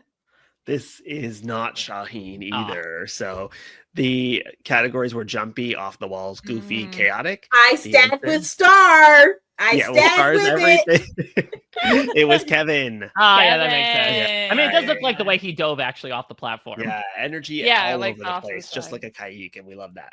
All right, so no points for that one. Also, Now- shout out to Kevin. Got a shout out in the finale when Kyle was like, in my closing speech, remember that guy who nearly got medevac when he dislocated his shoulder and I lost to him because I broke a jar? We the love a Daniel callback. Strunk Mhm. ghost. The ghost of Daniel Strunk lives Don't on. dislocate your shoulder on Survivor. You're cooked. In Yeah. multiple Mhm. ways, between that and the near rock draw that happened, Daniel Strunk was really living rent free in those people's heads. Truly. All right, Marianne, you're up on the monitor lizard. Oh, So I know cute. monitor lizards are usually in. Is it Southeast Asia or South Asia? They live in Asia, Africa, and Australia. And I know they are massive, and I know that they love to stay in They can vary in 7-Elevens. size. They like to what? Sorry. They love to stay in 7-Elevens. Oh, interesting. I didn't So know many that. like pictures. If you search up like Monder lizard in 7-Elevens, you're gonna get multiple photos Incredible. I need to look of this up Monder after. lizards. Why are they like drinking slushies? Why 7-Elevens? Just like I don't know, the AC or something. Is it Cedric? Wow, you're really bold and go for it without any context. No, it is not Cedric. But you Okay. know what? You have to go for broke in your position. I get it. All right, I Michael. will take the hint then. Adaptable, intelligent, cunning. Oh, adaptable. This could describe a good amount of people here. Yeah, I know. So you really have to go for Oh, the like the look, the vibe, the look and the vibe. Intelligent, cunning. Yeah, what's the scale here? Not the scales on the lizard, but the In scale my on the- opinion, it's like an 8. Ooh, An okay. 8. An 8. All right, if I wasn't like partially face blind, this would be a lot handier here. I am going to say, could this be Camilla? Camilla is wrong. Liana for the final steal.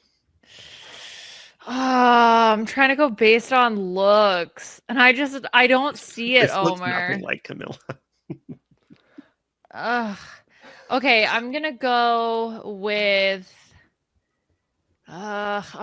Kyle. Yes, you are correct. It is Yeah, Kyle. it was a 50-50 between the two of them. Yeah, he's very serpentine lizard-like, and in the way he moves, the way he acts, and No, he doesn't. playfully- He walks weird. He doesn't walk. He kind So of does a walks. monitor Well, lizard. Have you so seen a you monitor would lizard? too if you got That's that thing out literally back. how a monitor Well, that's what I'm lizard saying. I walks. understand why, right? Like He's pure like pure carrying weight a distribution. duck Like I feel like dumpy, yeah. there's a you Bernoulli just do that principle again? involved in keeping this guy walking. That is like this. Whatever you just did, that's literally how they walk. That's exactly correct. Okay, well, I haven't seen enough monitor lizards at 7-Eleven to know that. Okay. Ostensibly, yes. All right, Michael Bloom, the leopard. All right, give me the definition. I know what a leopard is, but I want to see what your leopard is. Omar. Observant, stealthy, charismatic. Observant, stealthy. So stealthy would obviously indicate to me Eva's night sneak, but I don't believe it's that. I'm going to say it is Thomas. You are wrong, Liana, for the steal. I'm gonna say Shaheen. You are right. Yes, Oh, look at that catching mane. up. He's No, it's very funny, Mike. cat-like. Those are the two I was between. I was like, it's Yeah. either Thomas or Shaheen. I just don't know Yeah. which one. And there's even a Persian leopard called the Amur leopard. So Oh, there we go. perfect. Yeah, very stealthy, very stealthy. All right, the call duck. Oh, Look at that duck. Yes, look at this little That's duck. cute. Is this yours, Liana? What's the scale? Yeah. The scale, I would say, is an 8. This person looks like a duck. Well, it looks like a duck, and it sounds like a And duck. it sounds like a duck. Oh, it's so cute. Okay, wait, whose turn is it? Is it my It's turn? you. I think It's me? you. Okay. Yeah. Can I have the descriptors, please? You may.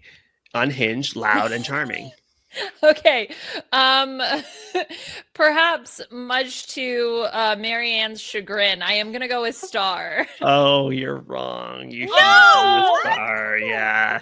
Marianne for the stealsies. Has You're Camilla welcome, been said? Marianne. Camilla has not been on the I'll board say yet. Camilla. You are also wrong. Michael Yeah. Bloom, last. Oh last boy. up. Okay, so now unhinged, loud, and charming. Okay, so not Camilla, not Star. I'm between these freaking duos Who again. are the last two that you're between?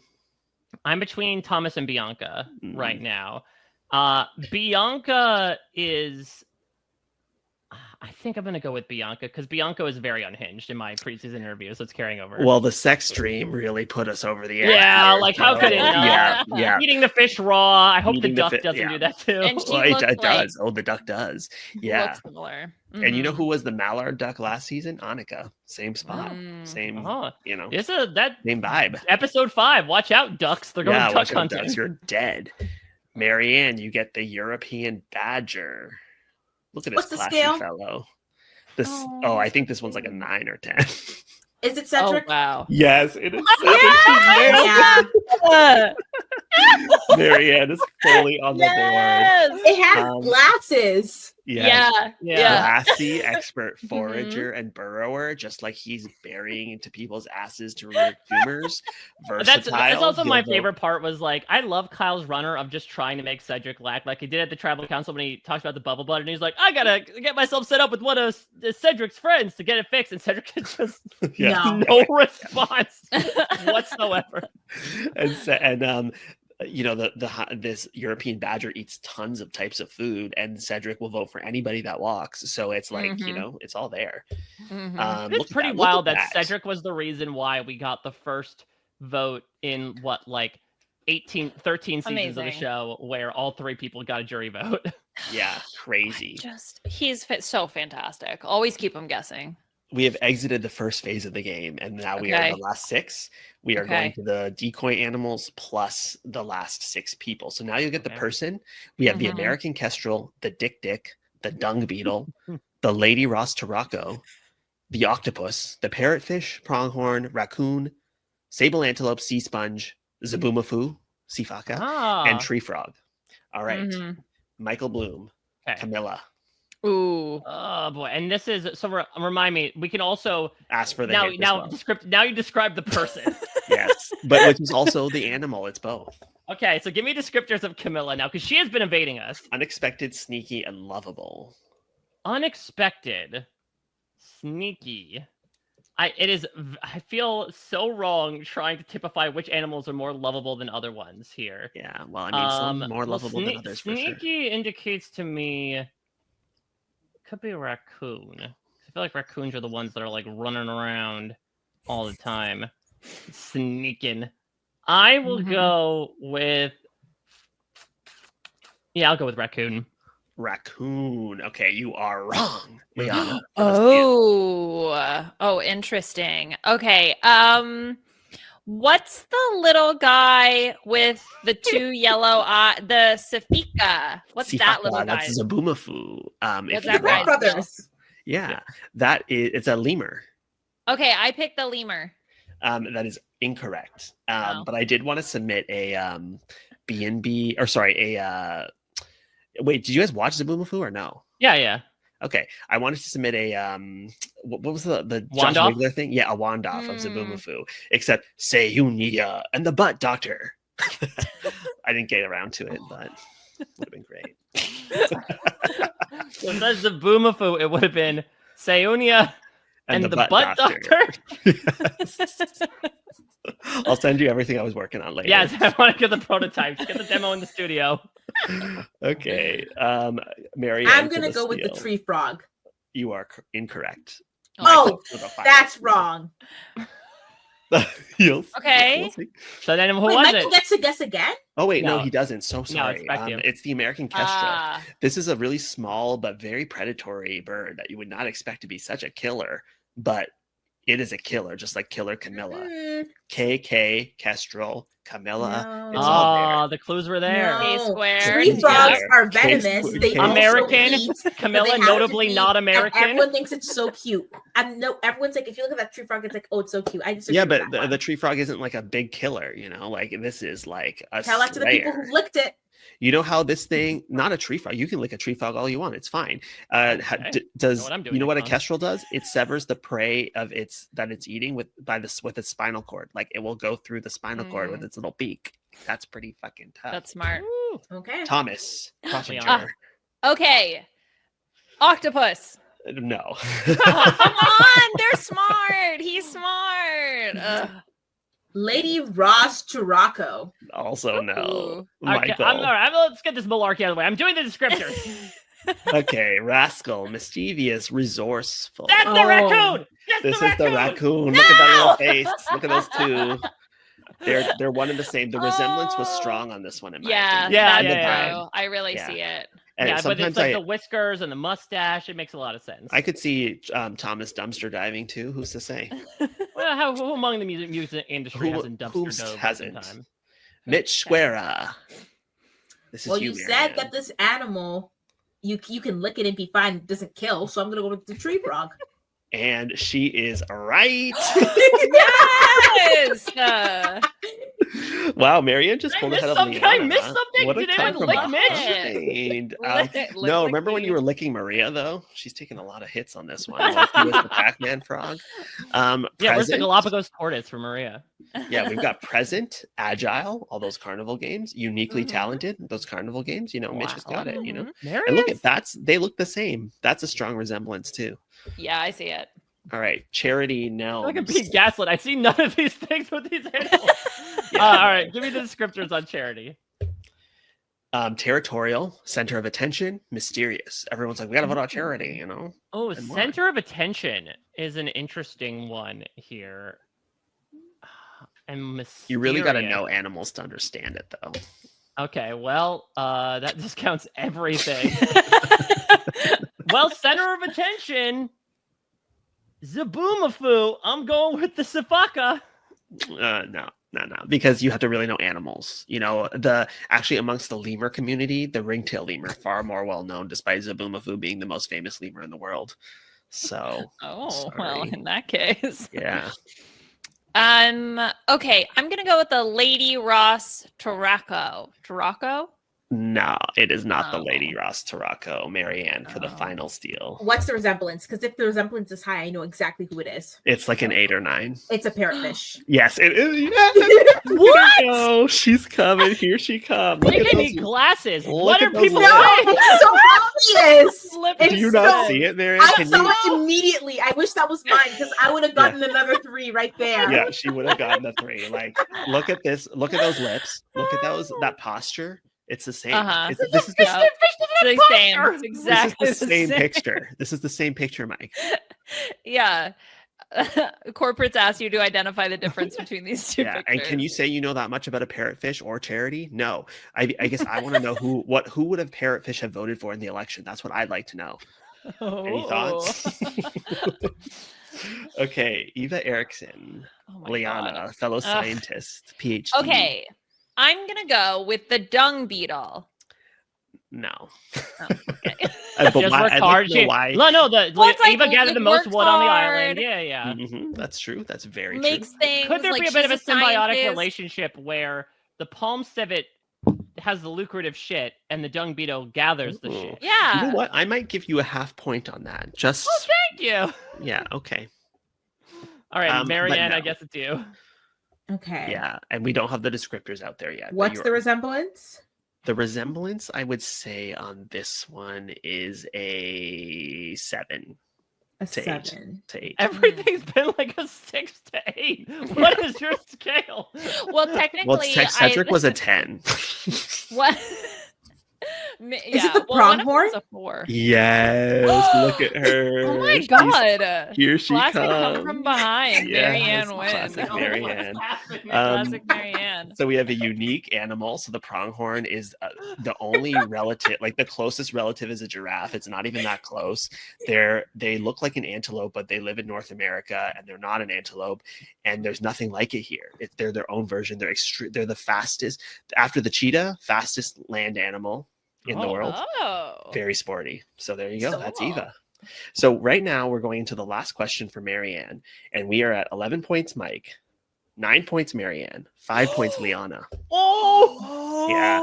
And here's your Marianne. girl star after all of those star guesses. And also, Liana had the Bianca one for 3 points, and after guessing Bianca on everything, she didn't take it. That's why you always guess Bianca, Liana. Yeah. I know. Always So gets Bianca. we have left. Does everyone know what we have left?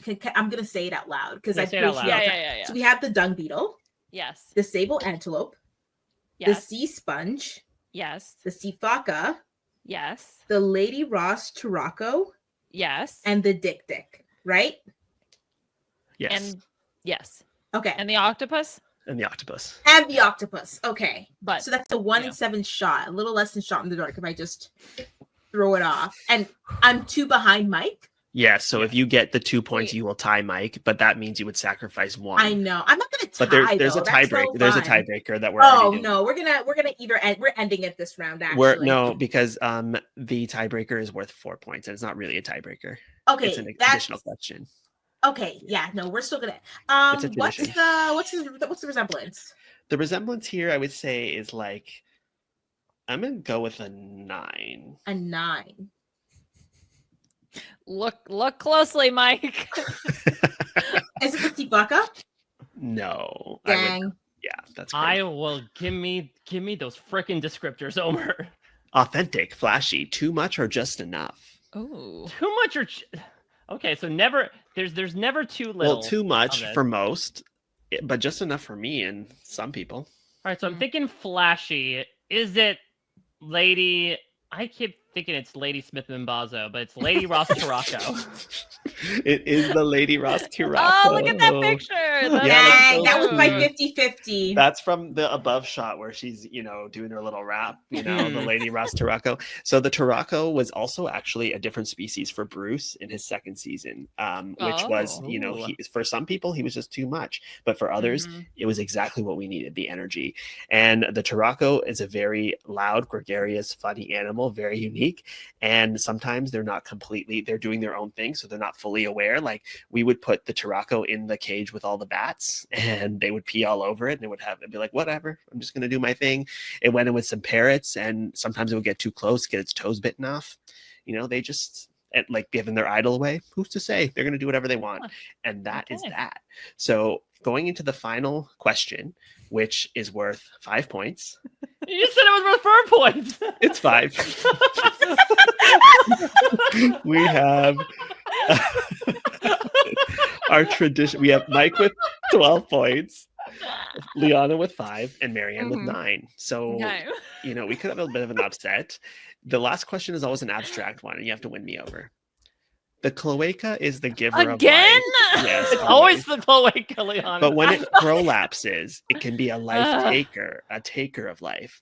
Rejuvenation of life is an experience when we reshape it through a cloacal nip tuck known as the asymmetrical cloacoplasty, which is a new surgical technique that I published a few years ago. Which survivor, past or present, changed their game of disaster into a transformative masterpiece and best represents the cloacoplasty? Background on the cloaca: it's messy, it's clean, it's everything at once. Versatile, poop, urates, eggs, they all come from the cloaca. You have to play survivor cloacally to win because you need to be social, strategic, and physical. So when it prolapses, you're in trouble. Okay, Mhm. I have a clarifying question, Omer. Yes. Does this need to be a Survivor US player? No, it could be anybody, and it could be that they had a transformative experience within the same season or a multi-season arc. It's whatever you want it to be. And for further context, this is an image from my publication showing the technique. I don't You even didn't want to put your know what... citation. It's mine. I don't need it. You're like, citation is I me. feel like the bottom diagram is like can also be used to show how to whistle. Like this number Yeah. 2 is like That's Oh true. my God. Okay, I'm going to go first because I can't win and I don't care. So my answer is Camilla from this season. And let me tell Okay. you why. First Yeah. of all, she was left out of what we thought was the majority alliance on Siva. Okay, so it was that other group of 4. She was left out.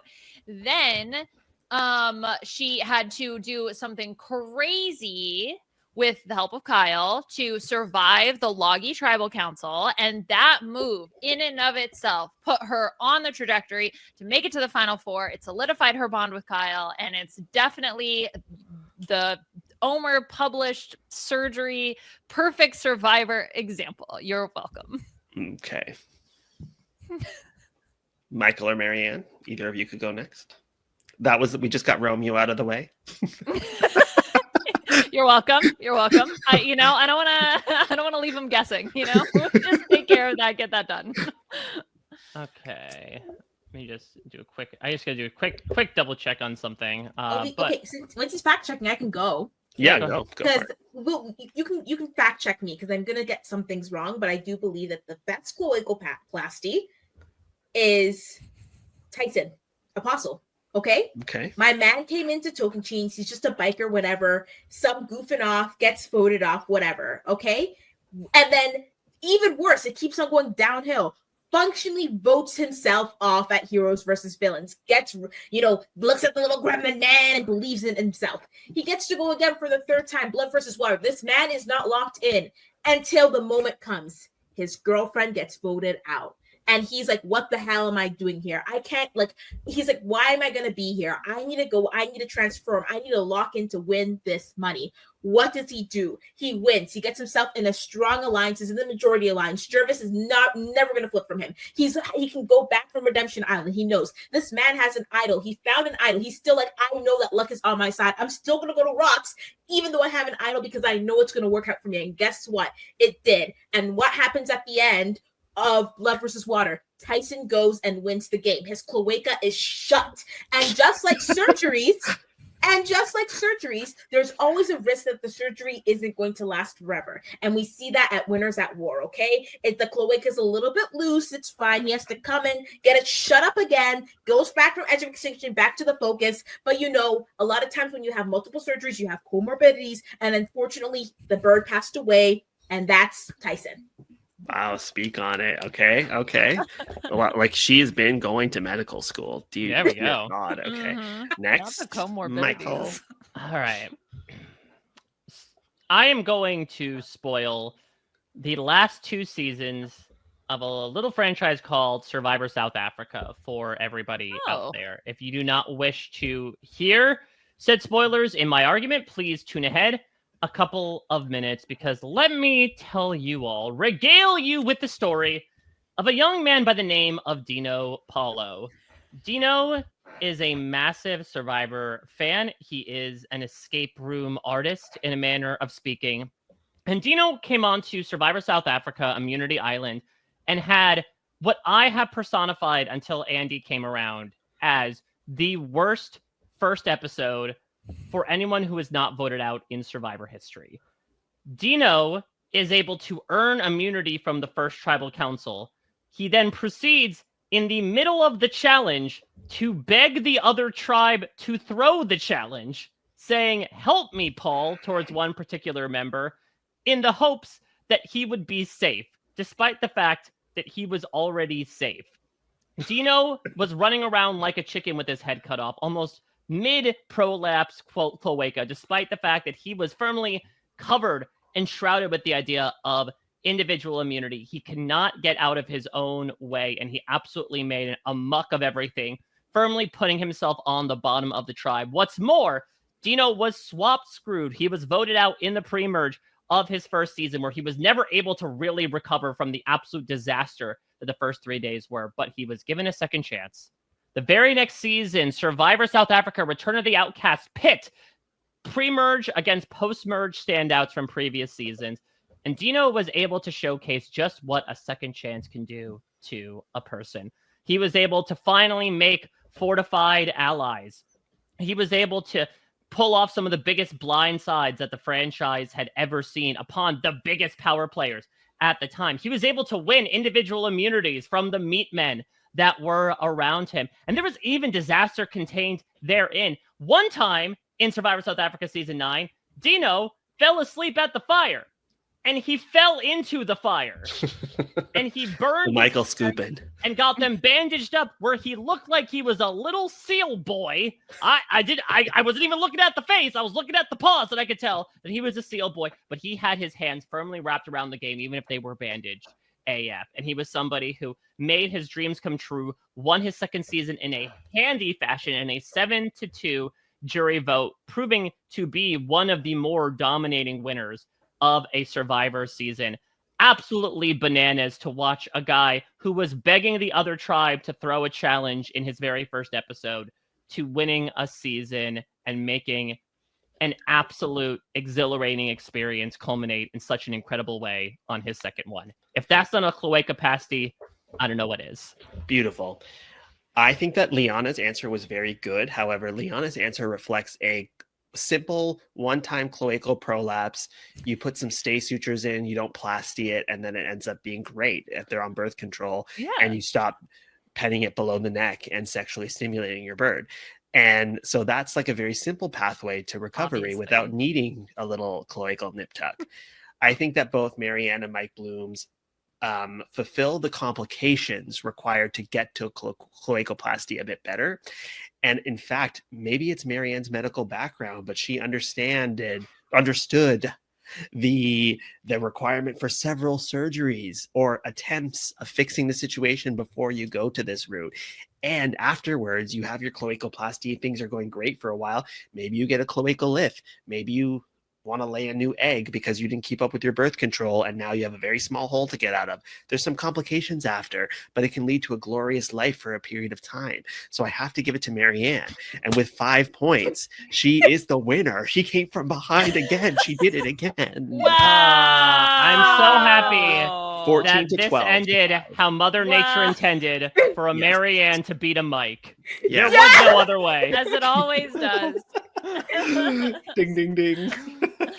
Wow. So it shall written, so it shall be. My goodness. Yeah, don't take the woman out of seminary school. She's already brought it in here. And look at that beautiful cast and their animal Wow. equivalents, of which they all look like them on a scale of 6 to 10. seemingly. Essentially. Yep. And this is your group. Great job, everyone. I hope you learned a thing or two, and maybe somebody will be the dung beetle next season. Or the sea I sponge. can only hope. I was waiting Or for the the sea octopus. sponge. I was waiting to trap one of you into giving someone a sea sponge, and I was Well, I like, was when, really? especially when you were given like needs all the attention. I'm like, are sea sponges secretly like, egotistical Toxic, bitches? yeah. who, like, Yeah, just exactly. Like Want they all have the real attention on them. personalities. Absorbent. Incredible. Well, thank you, Marianne, for joining us for the game. Seriously, course. thank you so much, Marianne. Congratulations on your win. This does count. If it counted for Nicole Franzel and Reindeer Games, it counts for you here. So you are now a Mhm. dual winner in all things Wow. Survivor. Amazing. Wow. Thank you. I love a good come from behind. Just like Omar's surgeries, you know? Yeah. As always. Yeah. Mhm. And Cedric's. And Cedric's. He loves them. Come on. My man loves Volvulus. Volvulus? You know him, Omar. You know what I'm trying to say. That's like the name of like a fantasy villain. It's when your intestines twist on himself. Into Choke 'em out. secession.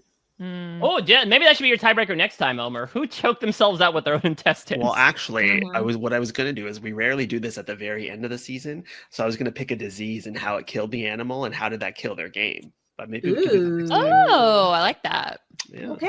Well, I'm already lying with bated breath for the fall to come, and we can take a look at the cast of Survivor 49 in such a specific lens. But this was such a fantastic time, as we usually do here on the B&B.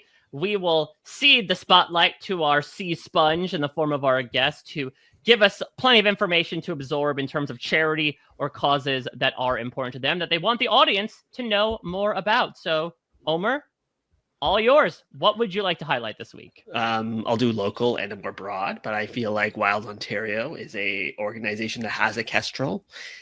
They have non-releasable birds of prey that they use for educate people on the human impact on wildlife, and they rely on donations to, care for their birds and teach and try to bring the environmental impact that we have and understand that impact and help others.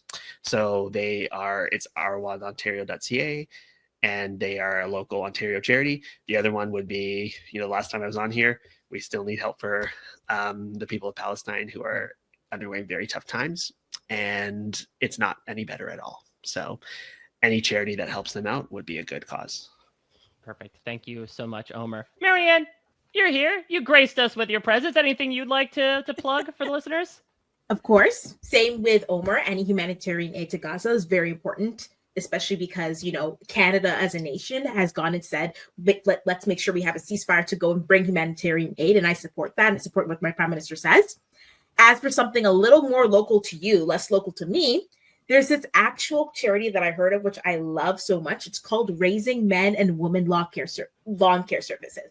Right. So what they do is that they have teens and like usually men, women who are kids, and they get them to mow lawns, like lawns of the elderly, single parents, those who aren't able to go and mow lawns. And it's really about building that character of helping your community, and then also really just helping someone in need and bringing that community as well to both the kids and the people whose lawns are being mown. I think it's just like one of those small acts of kindness, which can be so overwhelming to do if you don't have someone to do it, but can really make such a big thing. So Raising Men and Women Lawn Care Service. I love so that. Nice. I've never heard about that before, but again, that's why I love getting to do this segment, is because there are these acts of kindness and unique charities, especially that, listen, grass grows. Everyone needs their lawns mowed, and the ability to have a chance to bring in the disenfranchised to be able to do that is a really incredible opportunity all around. So thank you so much, Marianne, for highlighting that too. And thank you both so much for coming to the B&B. It was an incredible way to end the season. Again, as I talked about in the beginning of this podcast, there was a lot of ups and downs to this entire roller coaster of a 13-week experience, but this promptly ended on a high with the two of you coming on to bring it all to a close. I know that I believe you both are participating and have participated in, of course, the Survivors Play Blood on the Clock Tower series, which we have over on the Rob Has a Podcast YouTube channel. For those who haven't checked it out, and look, we're going to have a bit of a long off season for us Survivor fans. If they're looking for a social strategy fix, why should they check out that series? Yeah, Omar is mean to me.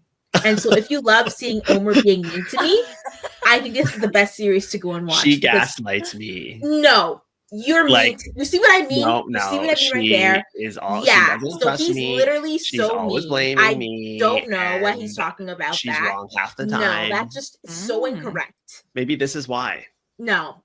You should watch. Stupid. I mean, oh my god.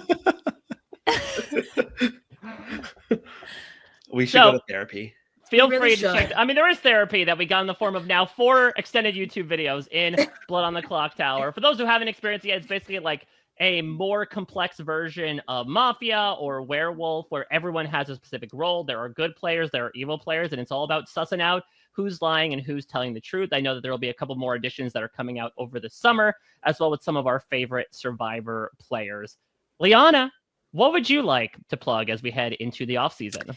Yes, well, the Puya and Liana Lounge is going strong, so check that out on the RHAP YouTube channel or the Puya and Liana Lounge feed, puyaandliana.com to find that feed. We talk about everything, and I'm sure, especially with the Survivor 50 cast dropping, we're going to talk about that. So we do talk about reality TV. Big Brother will be going on. I'm sure we'll discuss that as well over the summer. So yeah, during the off season, we're still going to be there chatting about everything reality TV and otherwise. Yeah, and I'm sure that Puya... Will Puya wear the draft-winning belt in every podcast or just most of them? I'm already annoyed. I'm so over it. Why don't you want to see him succeed? I know. I don't. No. Look, I'm happy for him. I'm also annoyed. And he even said, he's like, I'm going to be insufferable. And I'm like, yeah, you are insufferable. So more of that. Check out the Puya and Liana. Oh my goodness. Well, you can check out everything. There we go. Well, you can check out everything I'm doing. As I mentioned before, I got the chance to talk with all of the final 5 contestants. Lots of really great insights from all of them. Really appreciated them taking the time out of a very celebratory but late night to wake up early and talk with this Jamoke about everything that happened in their game, both the way that things concluded, what played into that final outcome, how they reflected back on both their game, their edit, the fan response, etc. Really highly encourage people to check that out over at parade.com. But as was explicitly mentioned, we're going to get a Survivor 50 cast reveal on CBS Mornings, Wednesday morning. I believe it is 8 a.m. Eastern, 5:30 a.m. Pacific. You better believe I'm doing a podcast about it. So oh my God, that's so early. You gotta wake up pretty early on Survivor. Get up with the sun and get up with a bunch of these sunny contestants as we are about to see them take part in this milestone season. I'll be doing a podcast pretty much right after the cast drops, recapping everything we know about them, what our immediate thoughts are, what we're expecting in terms of possible, rivalries and friendship. I am so incredibly excited to see. Again, this is something that we've never really done before as a Survivor fandom. We had, I guess the closest thing would be during the Millennials versus Gen X reunion when Jeff's like, here are 6 cast members of Survivor Game Changers, and just had them kind of walk out and wave. This is going to be a massive rollout of what surely will be a massive cast. And I am excited to bring the breaking news as soon as it breaks down and throughout the rest of this long off season until then. And of course, Saturday, there's a big birthday coming up for Survivor. It's currently the Big 2-5, the 25th anniversary of Survivor, coming out on May 31st. If you missed it, I am producing a podcast series in June and July where right now you can go to robhasawebsite.com/top25 and vote for your greatest 25 moments in Survivor history. We curated a list of 100 across every season of Survivor so far. You can pick up to 25, and then we will collate all the results, and I will count them down in a series over the next couple months. So look it through. It's a fun little dance through Survivor history before we get into what the biggest and best moments are. I also have a bunch of stuff leading up to the anniversary itself, including I had a very fun chat with Matt Van Wagenen, who's one of the executive producers of the show, where he got to produce his own line of toys, in a manner of speaking. I asked him about who are his top 25 non-winning players, and he said, I'm going to come to you with more of an out-of-the-box idea. He came up with an action figure line of Survivor players, where he said the first wave, of course, is going to be all winners. So who are going to be the people in the second wave? Who are going to be these non-winning players that played games that were notable enough and iconic enough to get action figures made about them? And then on May 31st, I will bring to you Jeff Probst's top 25 seasons of Survivor. So let your predictions be known. The man has spoken, and we will see exactly what they will be in less than a week's time. And of course, plenty of other stuff as well. We've got Big Brother coming down the pike, as Liana says, other scripted and unscripted stuff happening. You can check out everything I'm doing at a Mike Bloom type. And that's going to do it for our season 48 coverage on the B&B. Liana and I are always so incredibly grateful for not only those who stop by and get to come and engage in our general malarkey, but of course, everyone who follows along week after week. You know, sometimes even if the episodes are not of the most climactic quality, we'll always find reasons, Liana, to kind of just like, come on here, shoot the shit. Certainly, I think air our grievances about what we may not like, but largely focus on the random shit that we do. And it makes me incredibly grateful to be a Survivor fan, especially during times where, again, the material on screen may not be the most savory. We've got a weird-ass dish prepared for you at this veritable buffet. So I'm excited to hopefully have people take up another plate coming in the fall with Survivor 49. Exactly. Our goal is to have fun. Okay, fun and games. We're here for the fun. We're here for the games. We're here for the dangerous fun and the dangerous games. So yeah, that's our MO, and we're going to be bringing that in the fall for Survivor 49, not to be forgotten with the Survivor 50 cast announcement. How can it be forgotten? We have to talk about the man, the myth, the legend, RIZGOD, Rizgod, baby. No, not Rizgod. We have to talk about Rizgod and the rest of the cast of 49. I got the chance to go out there on set to do preseason interviews, and it was a very fun time. So I'm really looking forward to people getting to know this cast as we get closer to the premiere date, probably in late September.